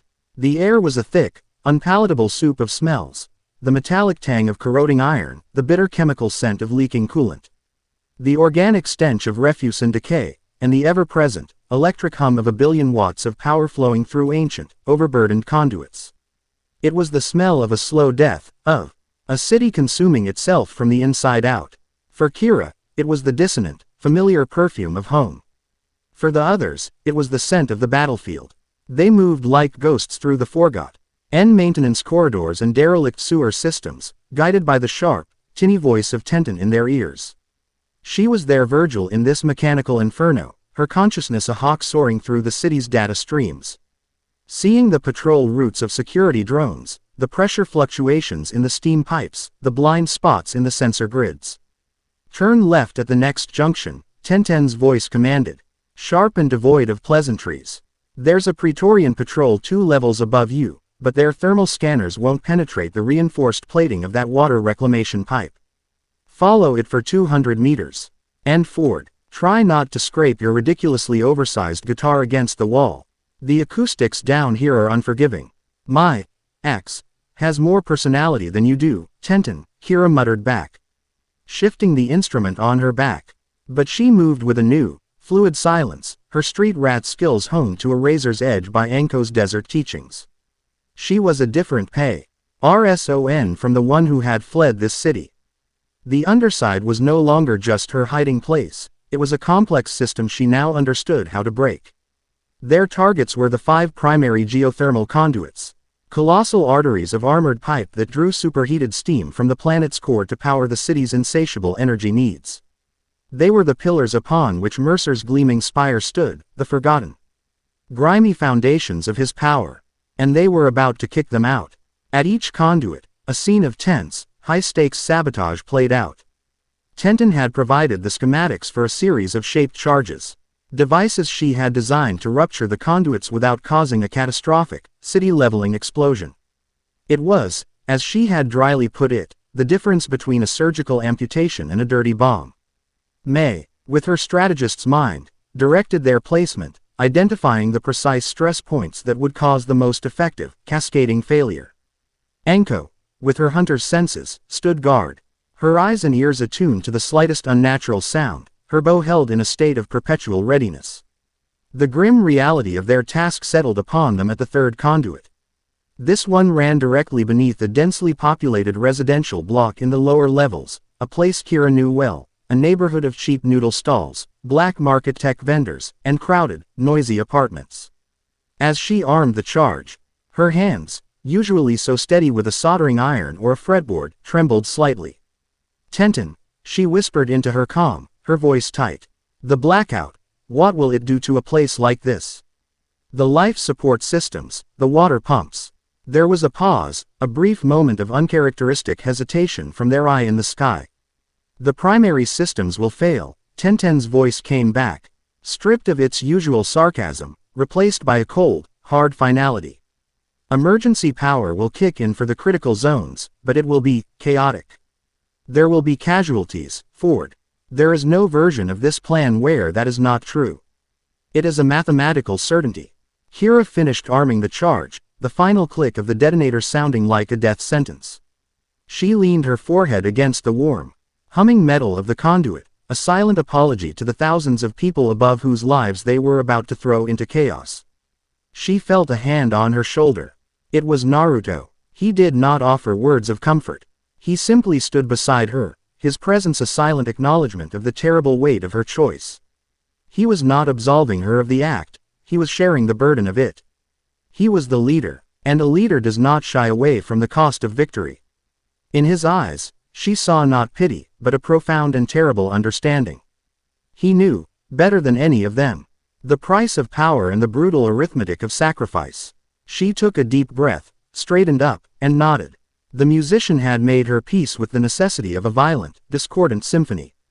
They placed the final charge with the cold, grim efficiency of soldiers who had accepted the nature of their war. They found a secure position in a fortified substation, a concrete bunker deep in the underside that would shield them from the immediate chaos. All charges are armed and linked, May reported, her face illuminated by the green glow of a datapad. On your mark, Tenten. The ascension sequence has begun. Tenten's voice crackled, tense with a mixture of horror and professional focus. Mercer is channeling the city's entire power grid into the spire. The surge will peak in 10 minutes. The blackout needs to happen now. It will mask your approach and throw the Panopticon's external defenses into disarray. I will do what I can to keep a path open for you. She paused. Good luck, and try not to die. It would be inconvenient. Now, May, Naruto commanded, his voice calm and absolute. May's thumb hovered over the activation key on the datapad. She took a single, deep breath, a silent prayer for her city. And pressed it. For a second, nothing happened. Then, a deep, resonant groan echoed through the underside, the sound of a giant beast being stabbed in the heart. The constant, omnipresent hum of the city. A sound so pervasive it was more a feeling than a noise, faltered. The lights in their bunker flickered, then died, plunging them into absolute darkness, broken only by the emergency lights on their gear. Through the thick concrete walls, they could hear a chorus of distant, tearing, explosive sounds, followed by a wave of panicked, terrified screams from the levels above. Reef Haven was dying. It's done, May said into the sudden, terrifying silence. Let's move, Naruto ordered. The clock is ticking. They emerged from the bunker into a new and terrifying world. The underside, once a place of shadows and artificial light, was now a realm of absolute blackness. The emergency klaxons were a chaotic, overlapping cacophony. The air was thick with the dust of collapsing masonry and the acrid smell of burning electronics. It was a city thrown into a state of primal fear. Their ascent was a brutal, vertical battle. Tenten's blackout had worked, disabling the Panopticon's outer defenses and sending its automated security systems into a state of confusion. But the fortress was not undefended. The Praetorian Guards, with their independent power sources and unwavering loyalty. Were a wall of gleaming white and gold armor, a phalanx of inhuman order against the city's chaos. The fight in the lower levels of the spire was a whirlwind of close-quarters combat. Anko was a demon unleashed, a primal force of destruction. She moved through the corridors like a phantom, her serrated knives flashing, her movements a blur of deadly, efficient grace. She was not just fighting, she was hunting. And the emotionless Praetorians were her prey. She took them apart at their joints, her blades finding the weak points in their perfect armor, her ferocity a shocking, brutal counterpoint to their cold, mechanical precision. Hera was the agent of chaos. Her sonic pistol, useless against the Praetorians' armored plating, became a weapon of disruption. She fired focused blasts of sound at the walls and ceilings, the ricocheting waves disorienting the guards' auditory sensors, shattering their perfect formations. She used her intimate knowledge of the spire's infrastructure, gleaned from Tenten's data, to create choke points, rerouting power to slam blast doors shut, trapping squads of guards, and creating openings for the others. May was the commander, the cold, calculating eye of their storm. From a protected position, she used her powerful pistol to pick off targets of opportunity with the lethal precision of a sniper. But her real weapon was her mind. Naruto, 3 guards, flanking from the right. Anko, that gantry is structurally weak at its base. Hera, overload that power junction. Her commands were sharp, clear, and perfectly timed, turning their individual strengths into a single, unstoppable weapon. And Naruto was the spearhead. He did not fight with the unrestrained fury of the dragon's roar. That was a weapon of last resort, its power too great, too draining. Instead, he fought with the perfect, sublime skill of the unbroken echo. His hands and feet, glowing with a soft blue ki, were instruments of pure, focused force. He did not shatter the Praetorians' armor, he bypassed it. A single, vibrating palm strike to a guard's chest would not leave a dent, but it would send a harmonic shockwave through the armor, shorten out the complex cybernetics and life support systems within, causing the perfect soldier to simply stop. He flowed through the battle, a river of calm, deadly purpose, his every movement a study in devastating efficiency. They fought their way upward, a relentless tide of rebellion against a fortress of tyranny, leaving a trail of broken machines and shattered defenses in their wake. They were bruised, bleeding, but unbroken. Their individual strengths forged into a seamless, terrifying whole. They finally reached the top of the spire, the Ascension Chamber. The blast doors were sealed, a final, monolithic barrier of tungsten carbide. Tenten, we're here. Hera yelled into her calm. We need a way in. There is no way in, Tenten's voice crackled back, strained. The doors are on a closed system, powered directly by the Ascension conduit. I can't touch it. It's physically unbreachable. Then we make a way, Naruto said. He stepped before the colossal doors, a lone figure against a wall of impossibility. He took a deep breath, and the blue ki around his hands began to shift, deepening, swirling with threads of emerald green. The dragon was stirring. He was focusing its power, not into a roar of destruction, but into a single, focused point. He drew his hands back, his palms together. Get back, he commanded. He thrust his hands forward. There was no sound, no explosion. A beam of pure, impossibly concentrated green energy, no thicker than his arm, shot from his hands. It struck the center of the door, and for a moment, nothing happened. Then, the metal around the point of impact began to glow, first red, then white hot. With a groan of tortured atoms, the tungsten carbide began to melt, to flow like water. He carved a circle in the door, a perfect, glowing ring of molten metal, and then, with a final push of ki, he blasted the circular section inward. It crashed to the floor of the chamber beyond with a deafening clang. They poured through the opening into the heart of the machine. The Ascension Chamber was a cathedral of madness. The circular room was a lattice of glowing energy conduits and holographic data streams, all of it converging on a throne-like apparatus in the center. And on that throne sat Governor Mercer. He was no longer human. He was a monstrous chimera of flesh and technology, his body pierced and fused with 1,000 wires and cables, his skin a pale, translucent canvas for the glowing blue circuitry that pulsed beneath it. His eyes were wide, unblinking pools of pure data, and a serene, beatific smile was plastered on his face. He was in the final throes of his transformation, his consciousness uploading, expanding, becoming one with his plague. And suspended in the air above him, pulsing with an apocalyptic power, was the quantum conduit. It was a sphere of swirling, multicolored light, held in place by 3 massive, humming pylons. The air around it warped and buckled, the raw energy it contained threatening to tear a hole in reality itself. 90 seconds to peak surge. Tenten's voice screamed in their ears. "You were too late," a voice echoed through the chamber. It was Mercer's, but it was not coming from his mouth. It was coming from the walls, the floor, from the air itself. He was already the room. He was already the spire. You cannot stop the dawn of a new, perfect world. A world of one mind. One purpose. My purpose. The room came alive. The energy conduits on the walls lashed out like whips, striking at them. Praetorian guards, a new, more advanced model with crystalline armor, rose from panels in the floor. Mercer was not just fighting them, he was fighting them with the entire building. The conduit. May yelled over the chaos. "We have to hit it now." Enko and Kira engaged the new guards, a desperate, swirling battle against a seemingly endless tide of machines. May laid down a precise, covering fire, her mind racing, calculating their dwindling seconds. "It's no good," Kira yelled, sonic blast barely staggering one of the crystal-plated guards. "They're too strong." Naruto knew what he had to do. They could not fight Mercer's army and destroy the conduit. It had to be one, single, all-or-nothing act. "May, Enko, Kira, now," he roared, his voice imbued with the dragon's command. "Give me your power." He planted his feet in the center of the room, ignoring the lashing energy whips, the advancing guards. He held out his hands, and the dragon Dino gem on his chest erupted, a miniature green sun that bathed the entire chamber in its light. He was a beacon in the storm. The women understood. It was a desperate, insane gamble, a plan born of Tenten's theories and their own unbreakable bond. They broke off their individual fights, forming a triangle around Naruto.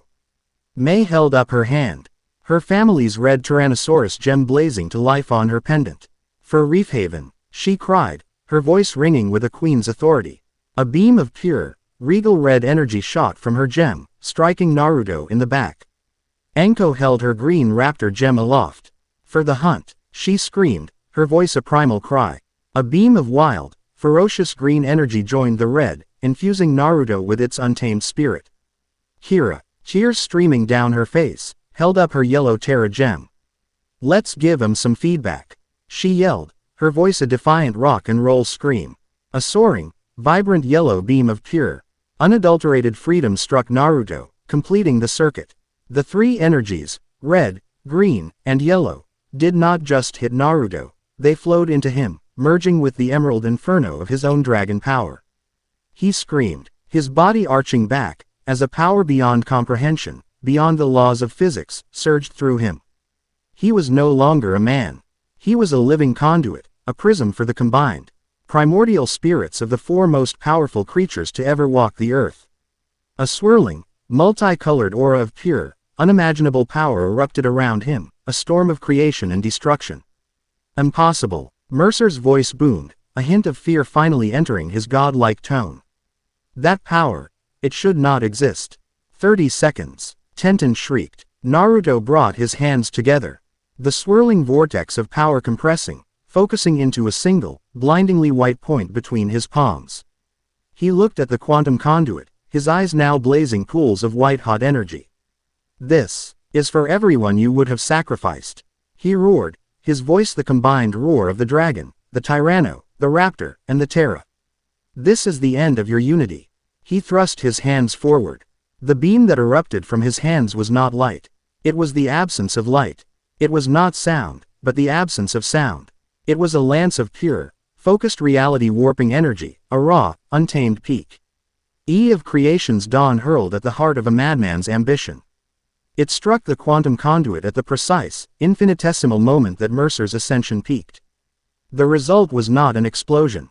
It was a cancellation, an unmaking. The conduit, and the godlike consciousness it was about to birth, were simply erased from existence. For a single, silent, Terrifying moment, there was a perfect SP. Here of blackness where the conduit had been, a hole in the world. Then, reality, abhorring a vacuum, crashed back in on itself. The shockwave was silent, but it was absolute. It vaporized Mercer's throne, his body, his very existence. It shattered every Praetorian guard into dust. It blew out the walls and the ceiling of the Ascension chamber, exposing them to the open, morning sky. The entire top of the Panopticon began to crumble. To fall apart, the spire groaning as its spine was broken. Naruto collapsed, the immense power leaving him in a rush, a deep, bleeding exhaustion taking its place. The women rushed to his side, shielding him as the chamber disintegrated around them. The spire was falling. The city was in chaos. But the world was safe. They had won. Epilogue. The dawn. 3 months later. The Panopticon was a broken tooth in the Reef Haven skyline, its top third a twisted ruin that was slowly being dismantled. But the city below was not dead. It was scarred, chaotic, and struggling, but it was vibrantly, defiantly alive. The blackout had been a catastrophe, but it had also been a great reset. The old power structures had crumbled, and from the ashes, something new was being built. In what used to be the Governor's Council chambers, Mei Terumi, now the interim director of the Reef Haven Reconstruction Authority, presided over a loud, contentious, but ultimately productive meeting between the leaders of the underside guilds, the corporate remnants, and a delegation from the Sand Fang tribe. She was not a queen on a throne, but a stateswoman at a negotiating table. Her amber eyes alight with the fire of a challenge. She was not just meeting, but conquering. In a makeshift media hub in the city's old market ward, Kira Ford stood before a crowd, not with a weapon, but with her guitar. The city's comm net was being rebuilt, and she was its new, unofficial voice. She played a song, a new song. It was not angry, not cynical. It was a raw, powerful ballad of loss, of struggle, and of a fierce, hard-won hope. It was the new anthem of a city that had been to hell and back, and its melody was the sound of a people remembering how to fly. In a new, sprawling training facility at the edge of the city, Enko Mitarashi, with a predatory grin, was teaching a group of wide-eyed city kids from a dozen different backgrounds the art of tracking, of survival, of how to be a hunter, not prey. She was an ambassador from a wild, forgotten world, and she was giving the city's children the one thing they had never had, a connection to the earth beneath their metal streets. And in a quiet, high-altitude garden she had built amidst the spire's ruins, Tenton, the new architect general of the city's infrastructure, was examining a single, glowing purple flower that had grown from a seed brought back from the Warrens. She was no longer just a master of machines, but a student of the delicate, powerful systems of life, her brilliant mind dedicated not to weapons, but to a new, more balanced, more sustainable technology. Naruto stood on a balcony, looking out over the city as the sun began to rise, painting the sky in shades of orange and pink. He was not a king, not a general. He was a guardian, a quiet, powerful presence that was the bedrock upon which this new world was being built. One by one, the 4 women came to stand beside him, their early morning duties done. They were not a harem, fawning over a master. They were a council, a pack, a family, each a leader in her own right, drawn together by a shared history and a shared future. Mei stood on his right, her presence a comforting weight of stability and intellect. Enko leaned against the railing on his left, her wild energy a constant, thrilling challenge. Kira came to stand behind him, her hand resting on his shoulder, her touch a spark of artistic passion and defiant hope. Tenton stood a little apart, her arms crossed, her sharp, analytical gaze softened by reluctant, deep-seated loyalty. No one spoke. They simply watched the sunrise, the dawn of a new era they had bought with their blood and their courage. The world was saved. The city was healing. The future was unwritten, a chaotic, beautiful, and challenging song waiting to be played. And they would face it, not as a warrior and his conquests, but as a complete, perfectly balanced whole. A team, a family, a new kind of power for a new kind of world. The fight was over. The work had just begun. Chapter 10 End. The end. I hope you enjoyed this episode. Remember to subscribe and like this video. See you in the next video.